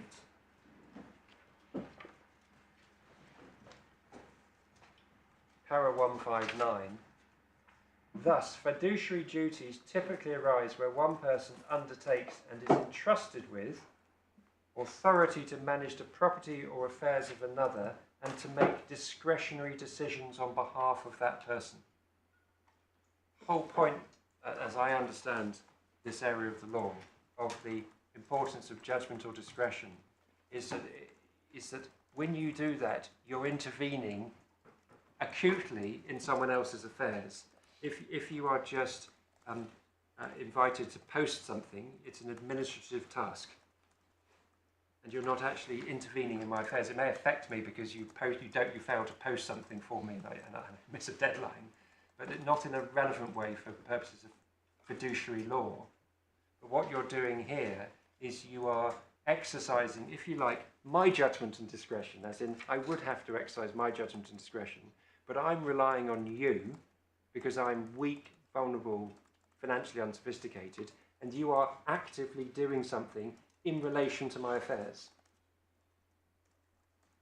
And that's where this judgment or discretion bites, as I understand the position. And you see it again if you kindly go to page 340.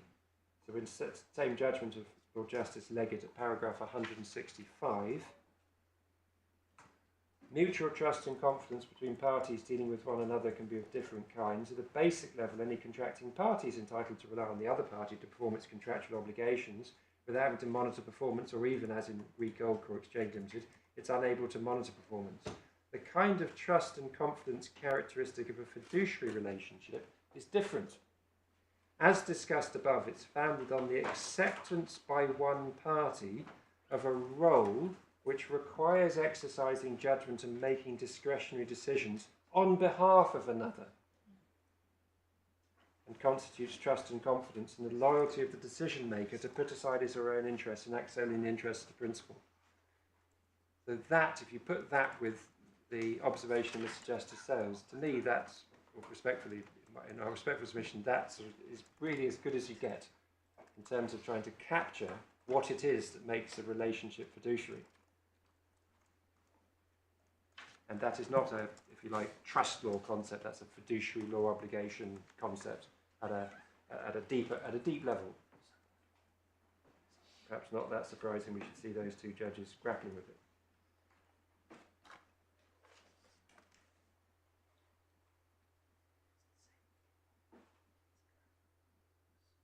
And this is, we say, of a piece with the judgment in Wood. If we can kindly go back to that, it's the Core Authorities, tab 11, page 260.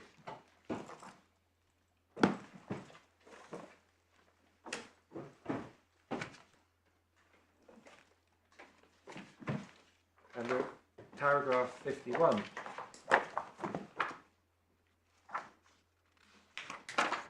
So bottom of the page, page 260 of the Core Authorities bundle, paragraph 51. I should add that in most of the cases, the law on bribery and secret commissions is referred to as applying payments to agents, whether or not they are said to owe fiduciary duties.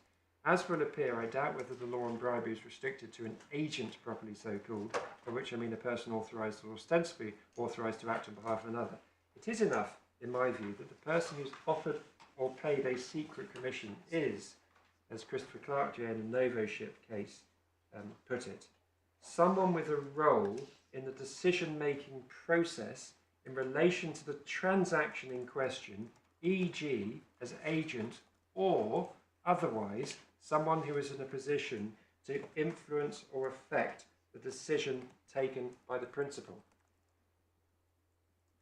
And my learned friends, I forget which, were probably both, sort of poo-poo this and say, oh, you mean anyone who at any stage does anything which could be said to affect your decision-making process, like, I don't know, not taking my post, as I say. That's not what this is about. There's a lot in that. Again, a lot in there. It's getting at somebody in an advisory capacity, isn't it? Not, my lady, where that word is being used in this context, because we'll go to the case law in which they've eschewed identifying the brokers as advising and held the brokers to disinterested or fiduciary duties. So it's not advising, and that's why, or at least it's not only advising, of course it would include advising, But that's why Lord Justice Richards was so careful when he sets out at para 102. If you can just kindly go back to page 271, 102, the question that should be asked: did the agent owe a duty to be impartial and to give disinterested advice, information, or recommendations? Yeah. So it's I won't please be trapped by it has to be advice or bust. It does not have to be advice or bust. It has to be. It's this. Just going back to that quote from Mr. Justice Christopher Clark, as he then was, someone with a role in, and I'm just going to insert my decision making, me the borrower, a role, you taking a role in my decision making process in relation to this transaction in question, specific, not at large, specifically. It's the broker taking a role in my decision making process in relation to this finance transaction as someone who's in a position to influence or affect my decision. And that classically happens if you select on my behalf, and I will show you the case law that makes this all good.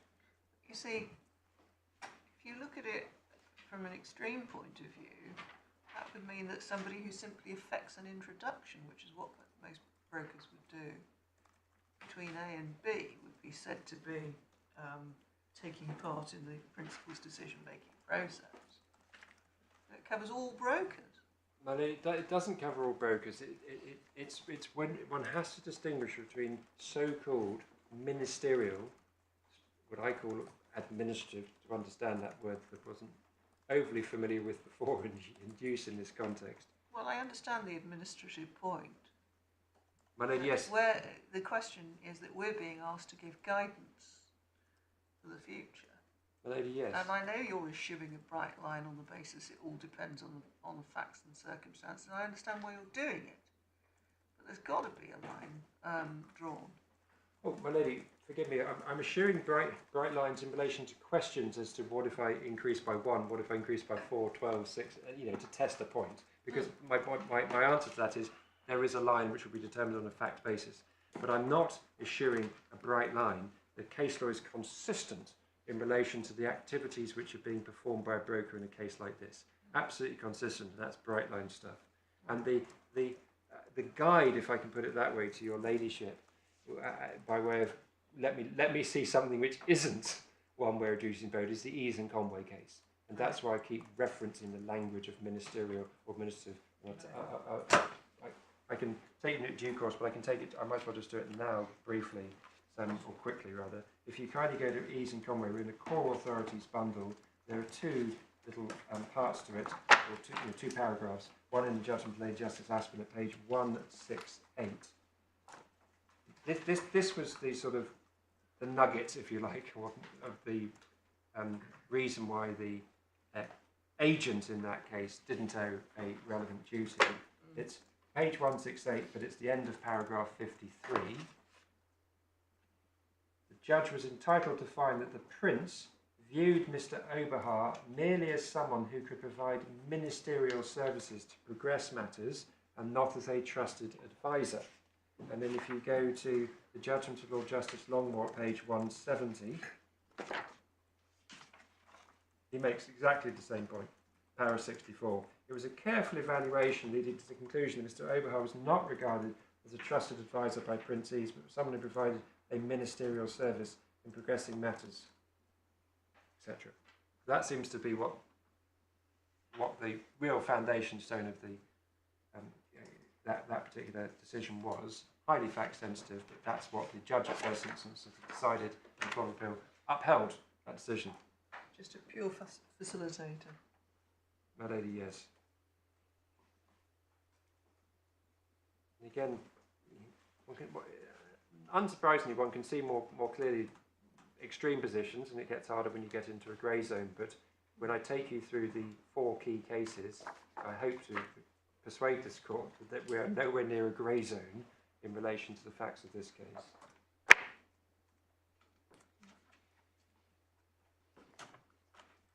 Yes.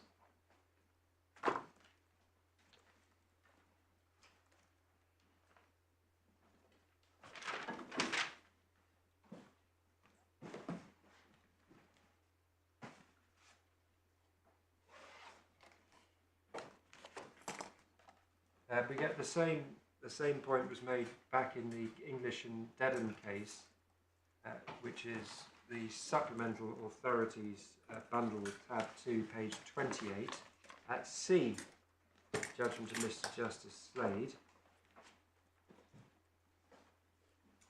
when he says,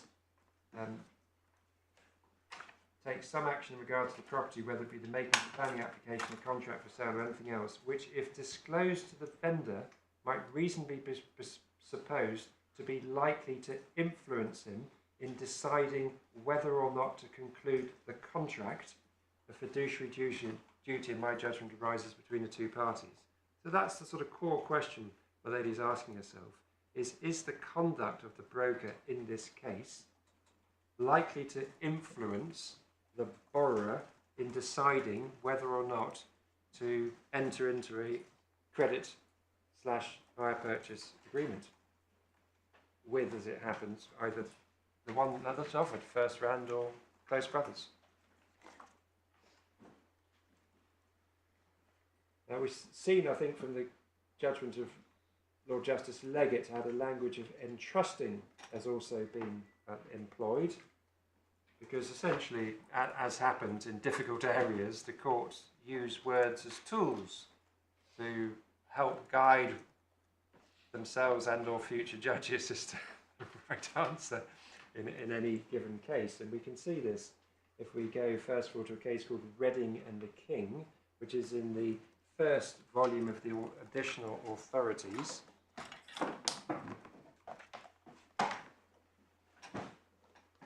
At tab 13 at page 210.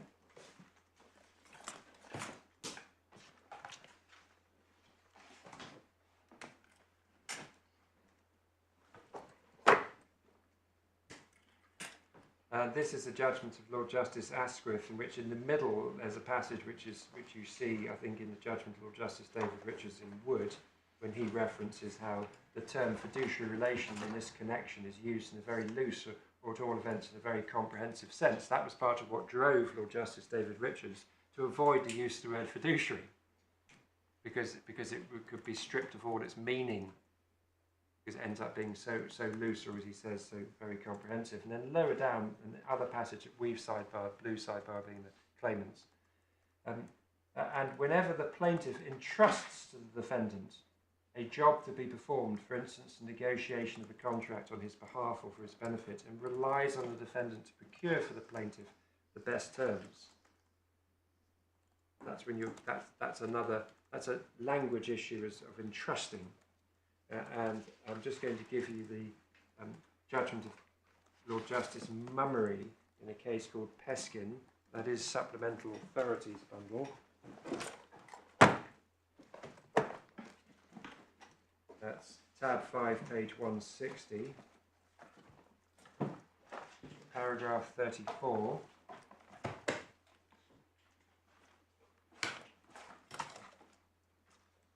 These duties may arise in special circumstances which replicate the salient features of well-established categories of fiduciary relationships. Fiduciary relationships such as agency involve duties of trust, confidence and loyalty. Those duties are in general attracted by and attached to a person who undertakes, or who, depending on all the circumstances, is treating as having assumed responsibility to act on behalf of or for the benefit of another person. That other person may have entrusted, or depending on all of the circumstances, may be treating as having entrusted the care of his property, affairs, transactions or interests to him. And then lower down at I, these events are capable of constituting special circumstances and of generating fiduciary obligations.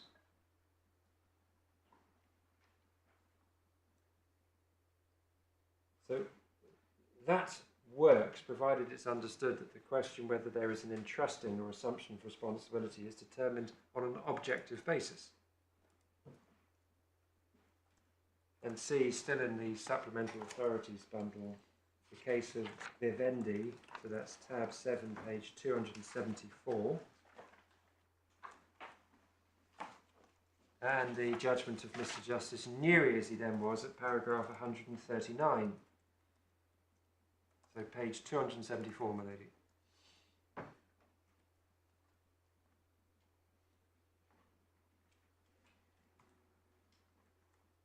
If an undertaking / assumption of responsibility test is to be reconciled with the case law, that must be by dint of two features.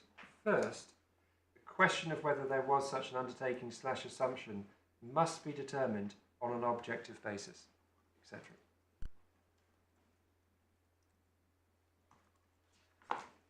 And then I made a submission earlier, my lady, that the reliance that the broker places is reliance on the broker, that the broker will act in good faith, as the borrower is vulnerable to disloyalty where the broker has been entrusted with responsibility for the borrower's financial affairs. And for that, can I go to the McWilliam case, which is in the Core Authorities bundle at tab 6, page 99. So page 99 of the Core Authorities bundle, paragraph 46.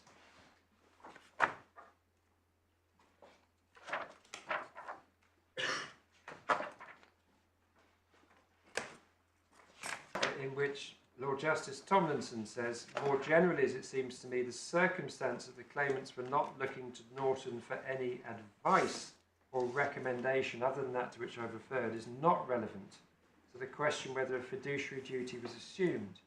As pointed out in Jackson and Powell Professional Liability, the reliance upon which the trust and confidence which gives rise to fiduciary obligations is based is not the same sort of reliance that gives rise to a tortious duty of care.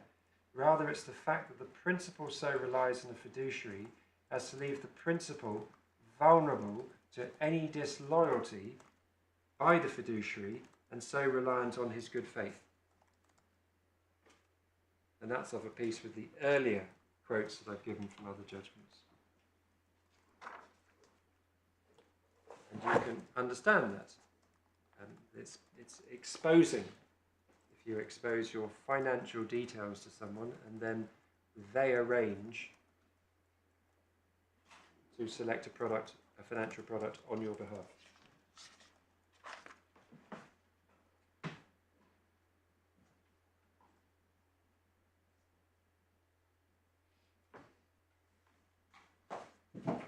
But as part of this issue too, can I now address the relevance of the following factors which the defendants place reliance on?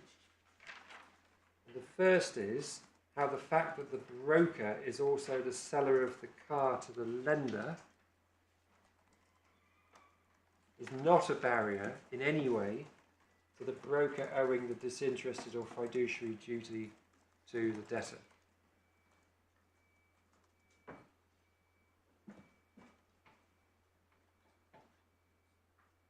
The starting point, my lady, for that is again to rehearse that the question is not whether the broker is a fiduciary at large.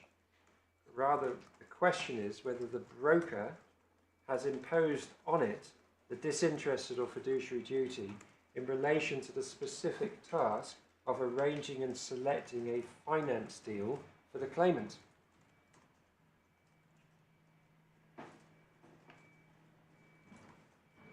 The law has long since recognised that a person can be in a fiduciary, to which I would add disinterested position,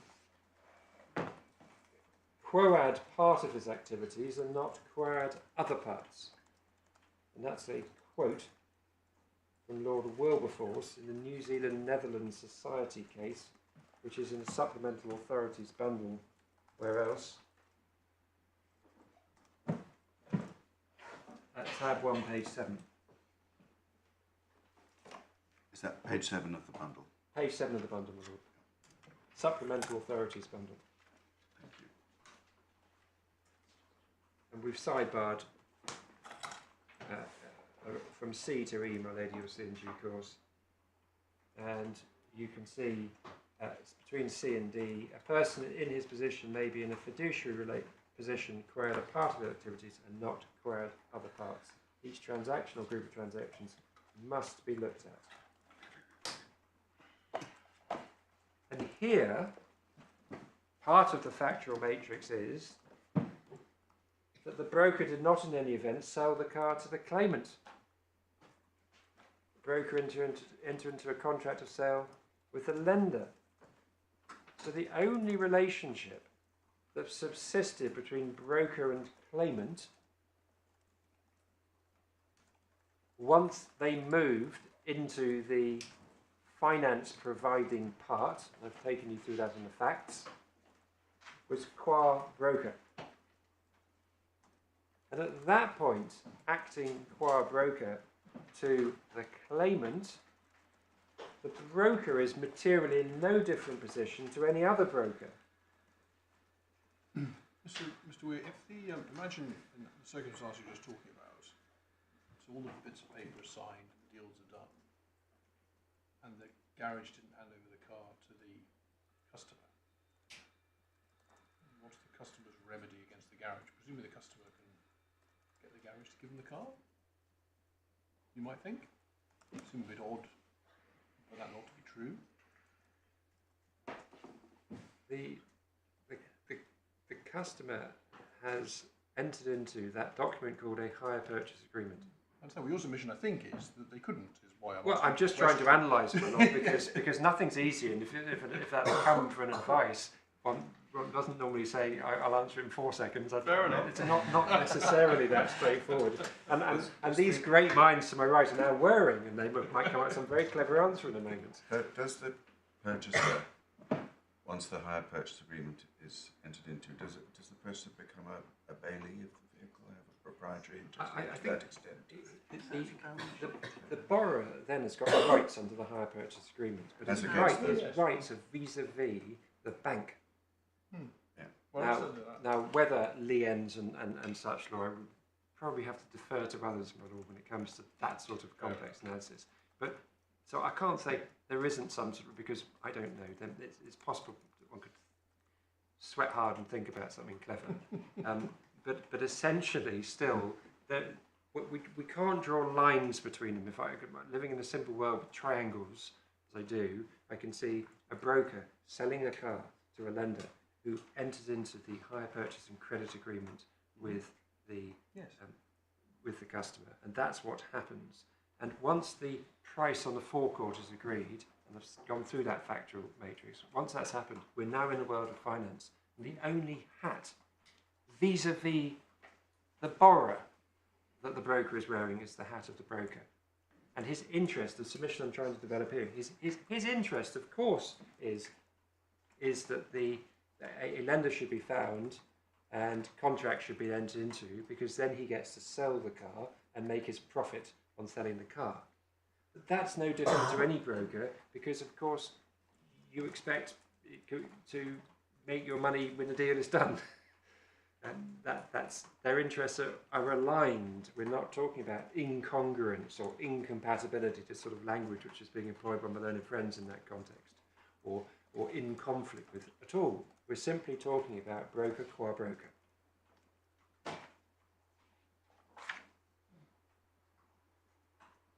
Indirect benefit is normal, I suppose would be one way of putting it, for a broker. Who with an established owing, recognised to be an owing duty. They've still got an indirect interest in the deal going through. They will invariably have an indirect interest. It could be that they're paid if a deal goes through, and there's a contract between the borrower and the broker. We'll pay you if we sign up to with a lender. In this case, the arrangement is actually that he was understood, I've taken you to that evidence, to get his money by selling the car to a bank.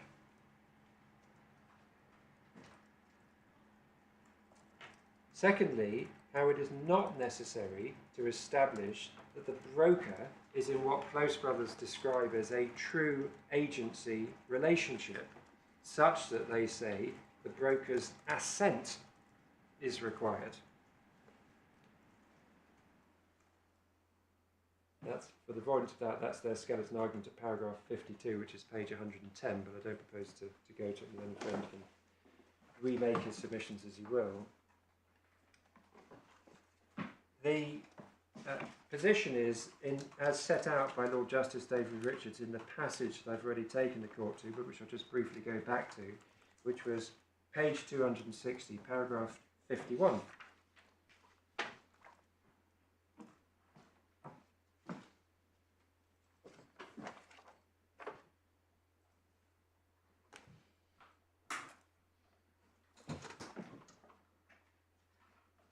And that was the passage in which Lord Justice Richards said, as will appear, paragraph 51, I doubt whether the law on bribery is restricted to an agent properly so called. And then he quotes from Mr. Justice Christopher Clark, who says, in relation to transaction in question, e.g. as an agent or otherwise someone who is in a position to influence or affect the decision taken by the principal. Were the position otherwise, the law on ad hoc fiduciary duties would simply be the law on agency. But it isn't. And it follows that the law on agency does not apply and there's no requirement for the assent of the agent. Such a position would in any event be inconsistent with the stated position that a fiduciary duty is imposed by law.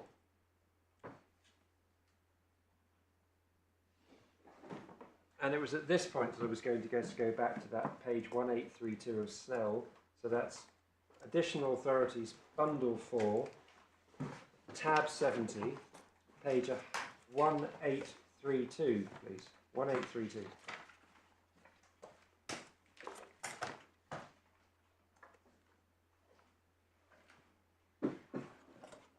So that was a continuation of the passage that I'd started.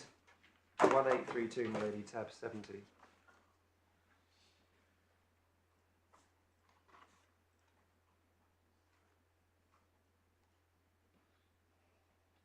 And then over the page, hence it has been said at the top, this is page 1832, that fiduciary duties are obligations imposed by law as a reaction to particular circumstances of responsibility assumed by one person with respect to the conduct of the affairs or the affairs of another. And then see also the sidebarred passage, the expectation is assessed objectively. So it is not necessary for the principal subjectively to harbour the expectation, nor is it relevant whether the person is alleged to be a fiduciary subjectively considered himself to be undertaking fiduciary duties. That's the answer to the assent point. And then you also see the quote of a person may be in a fiduciary position quoad a part of his activities and not quoad other parts.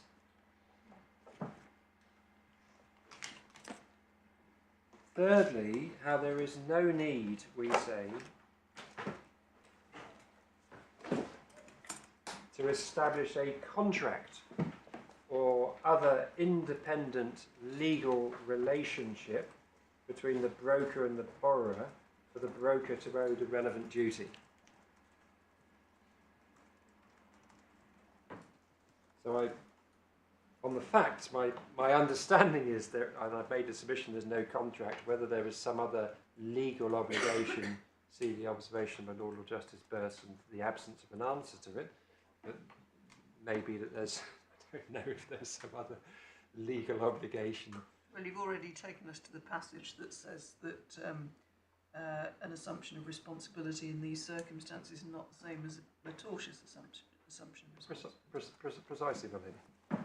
It's exactly right. And indeed, it's all sort of wonderfully back to front, because in Hedley, Byrne and Heller itself, that Lord Reed, and I'll just give you the reference for this, this is Additional Authorities, Bundle 1, tab 15, page 247,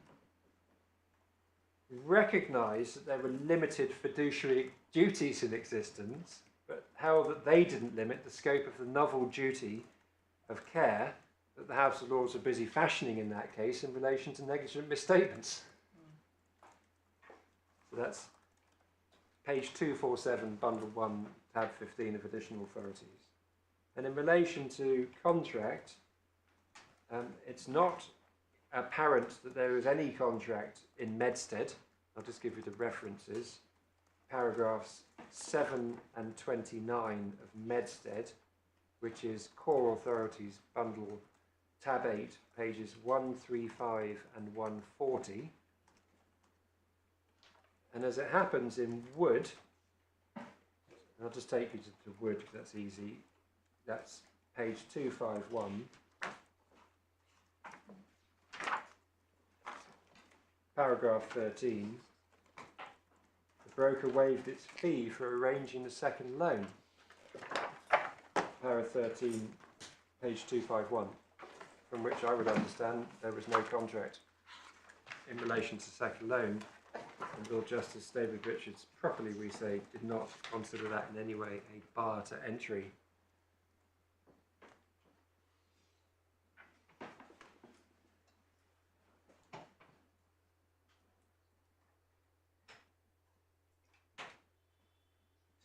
My lady, and now on to issue 3, which is how the facts of these cases disclose that the brokers did owe the disinterested or fiduciary duty to the claimant borrowers.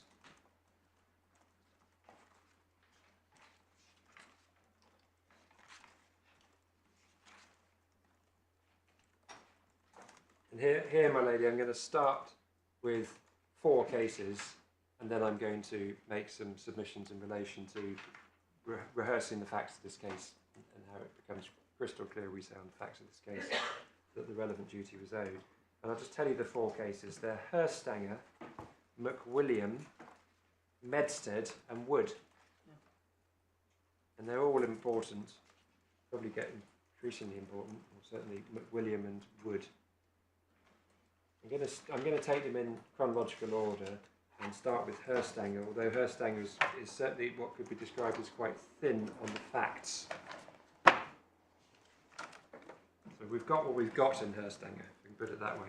But it's then referred to in the subsequent cases. So as well to start with, it starts at page 48, tab 4 of the Core Authorities bundle.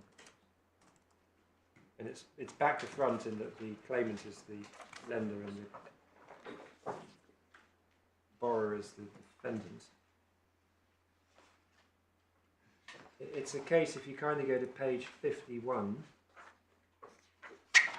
in which you can see paragraph 2, that the defendants were in arrears, sorry lady, page 51. That the defendants were in arrears under their mortgage and they applied for a loan of £8,000 to the claimant through a local broker, Mr. Dunk, and the loan was to pay off their arrears and to pay the broker. He had an arrangement fee of £1,000. And what happened was pre-contract, and this is relevant when we come to secret, half secret later, so I'll just cover it, the facts now. You can see this is paragraph 2 going into paragraph 4. So paragraph 2 on page 52, upon receipt of their loan application from the broker, the claimant, the bank, sent the defendants 3 documents for them to sign and return. And then I'll just ask you to note here, paragraph 4, there's a longer document there, which was headed, please read this communication carefully. By signing the same, where indicated, you confirm that you've studied and understood the contents prior to our proceeding further with your application for a loan. And that's what sets out at D. In certain circumstances, this company does pay commission to the brokers/agents.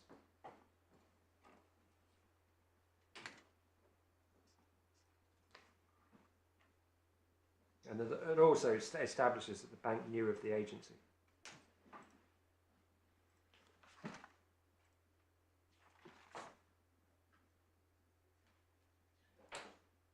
So there was a contract between the borrower and the broker, that's paragraph 2, but we're not told of any express terms. When we go to page 58, paragraph 33,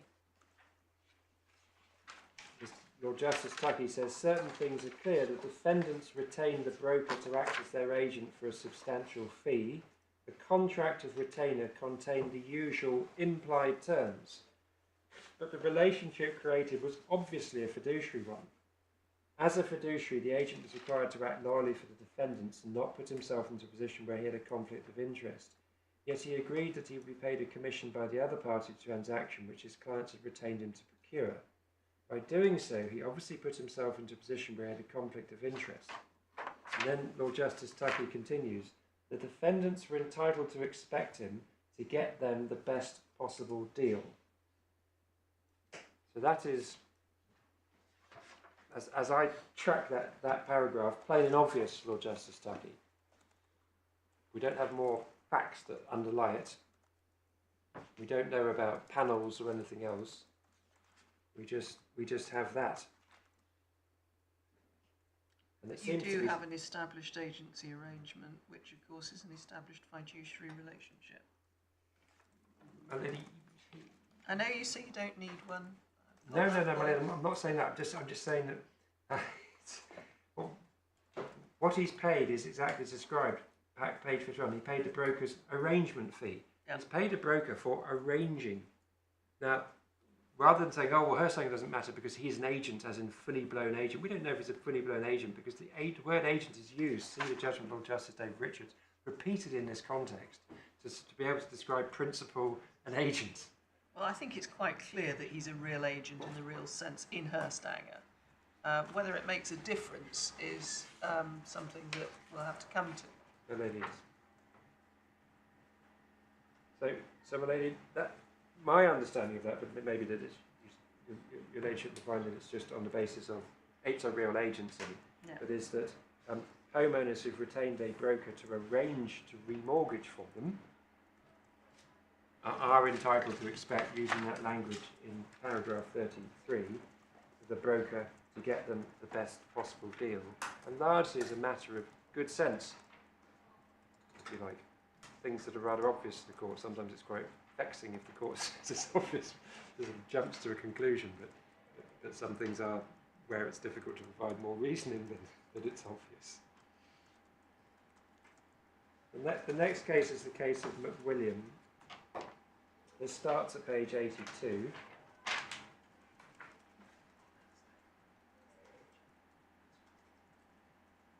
And this is a case where you can see from, for instance, the head note that the claimants had engaged Norton as their broker for the purposes of page 82, for the purposes of arranging a loan with PPI. The loan and PPI documentation provided the claimants would pay the broker a fee and completion fee as well as an unquantified commission based on the proportion of the premium of PPI. The loan and PPI were arranged and executed for two parties, and unbeknownst to the claimants, Norton received commission payments from MPL and P in respect of both loan and PPI transactions. So the facts that I've just rehearsed, if you see page 84, but I don't then need to go to it, but you see the question which Lord Justice Tomlinson asks at paragraph 1. The appeal raised the question whether a credit broker owed its consumer clients, the claimants, a fiduciary duty such as liable to account to its clients for commissions received without their informed consent. And then if you kindly go to paragraph 37,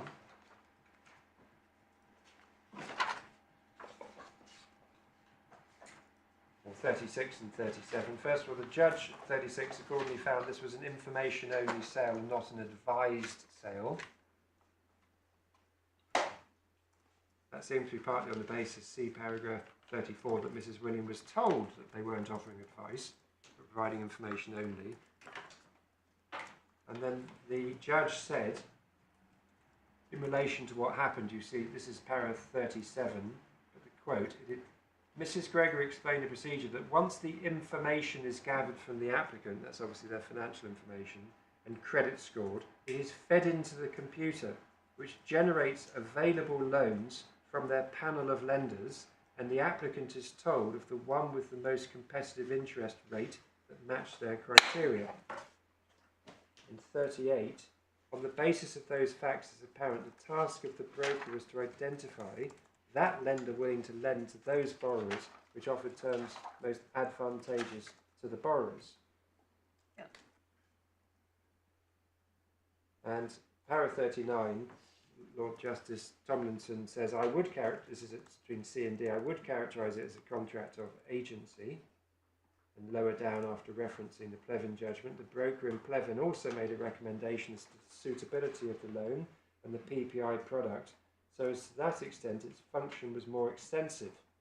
So this is where we have a, if it is advice, it's less advice, but actually it's not, it doesn't appear to be advice and recommendation so much as something at a lower level, because it's not even at the level of Pleven.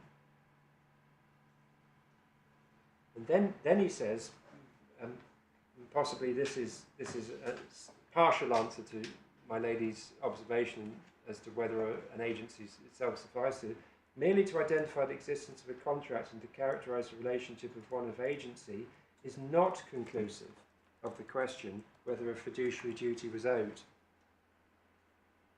That certainly my respectful submission supports the analysis which I put on the Herstanger judgment. And then there's reference to canvassing or introducing agents, see between H and J, which if one wants to use that language, it could be said that the brokers in this case are canvassing agents. And then you get an interesting analysis over the page, still in the quote from, I think this is ousted on agency. So we're now between B and D. Canvassing agents are on the fringe of the central agency principles used by the common law, since their powers to alter their principles' legal relationships are at best extremely limited. And certainly this is not an agent who has authority to sign on the borrower's behalf, which might be an agency that is what I'm trying to refer to when I talk about a true agency. And this is why, in my respectful submission, Lord Justice David Richards was so careful to use what otherwise is normally deemed to be rather an unattractive way of putting things, which is to put things in inverted commas. An agency in inverted commas. So canvassing agents on the fringe of the central agency principles used by the common law, since their powers to alter their principles' legal relations are best extremely limited.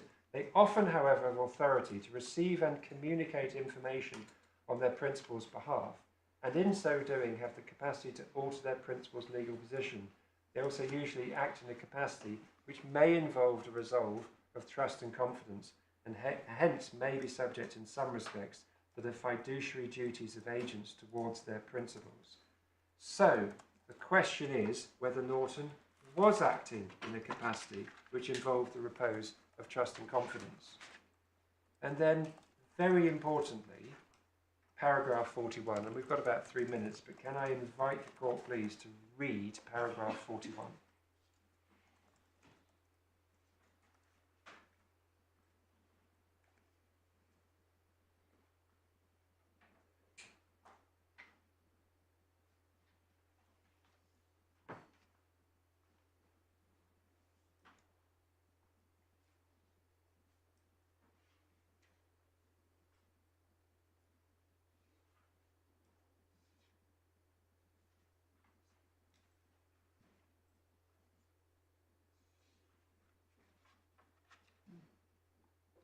And that, my lady, is why I've sought to attach weight.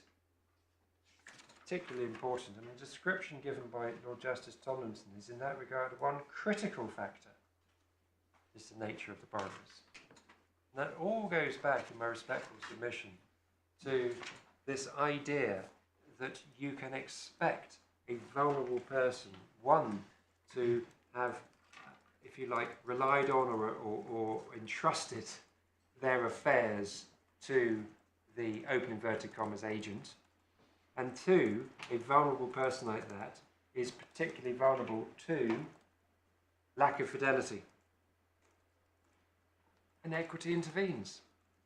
And it may be easier to come to, because I think rather than now dip into the remainder of the judgment, well, actually my watch says it's 5-1 rather than, maybe, perhaps I will, my lady.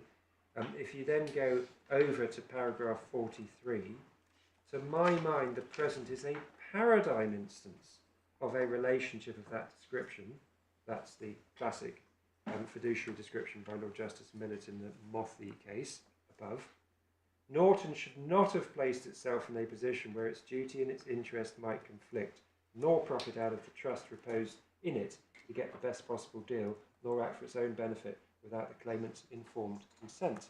So we've got it all again packaged in one sentence. Yeah. What we've got there is, first of all, we're not in the grey zone. We are not a grey zone case. This is a paradigm.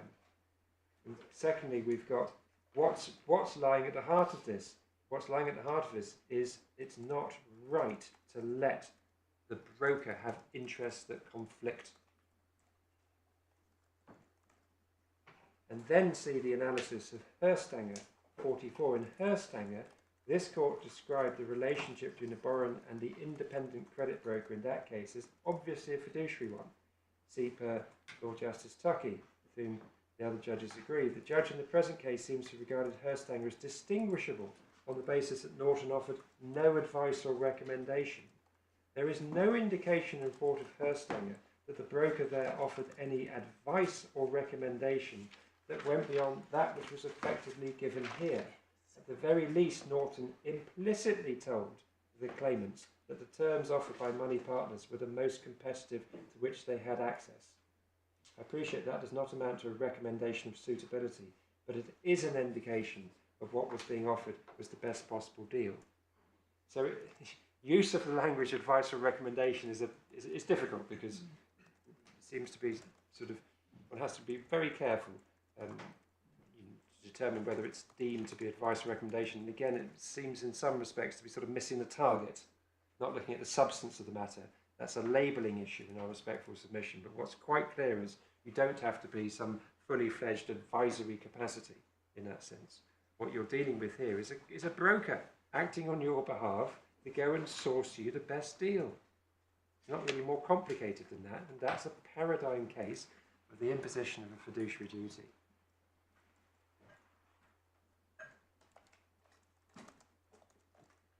Lady, is that a convenient place to stop? Yes. So we shall say 2 o'clock. Thank you very much. All right, please.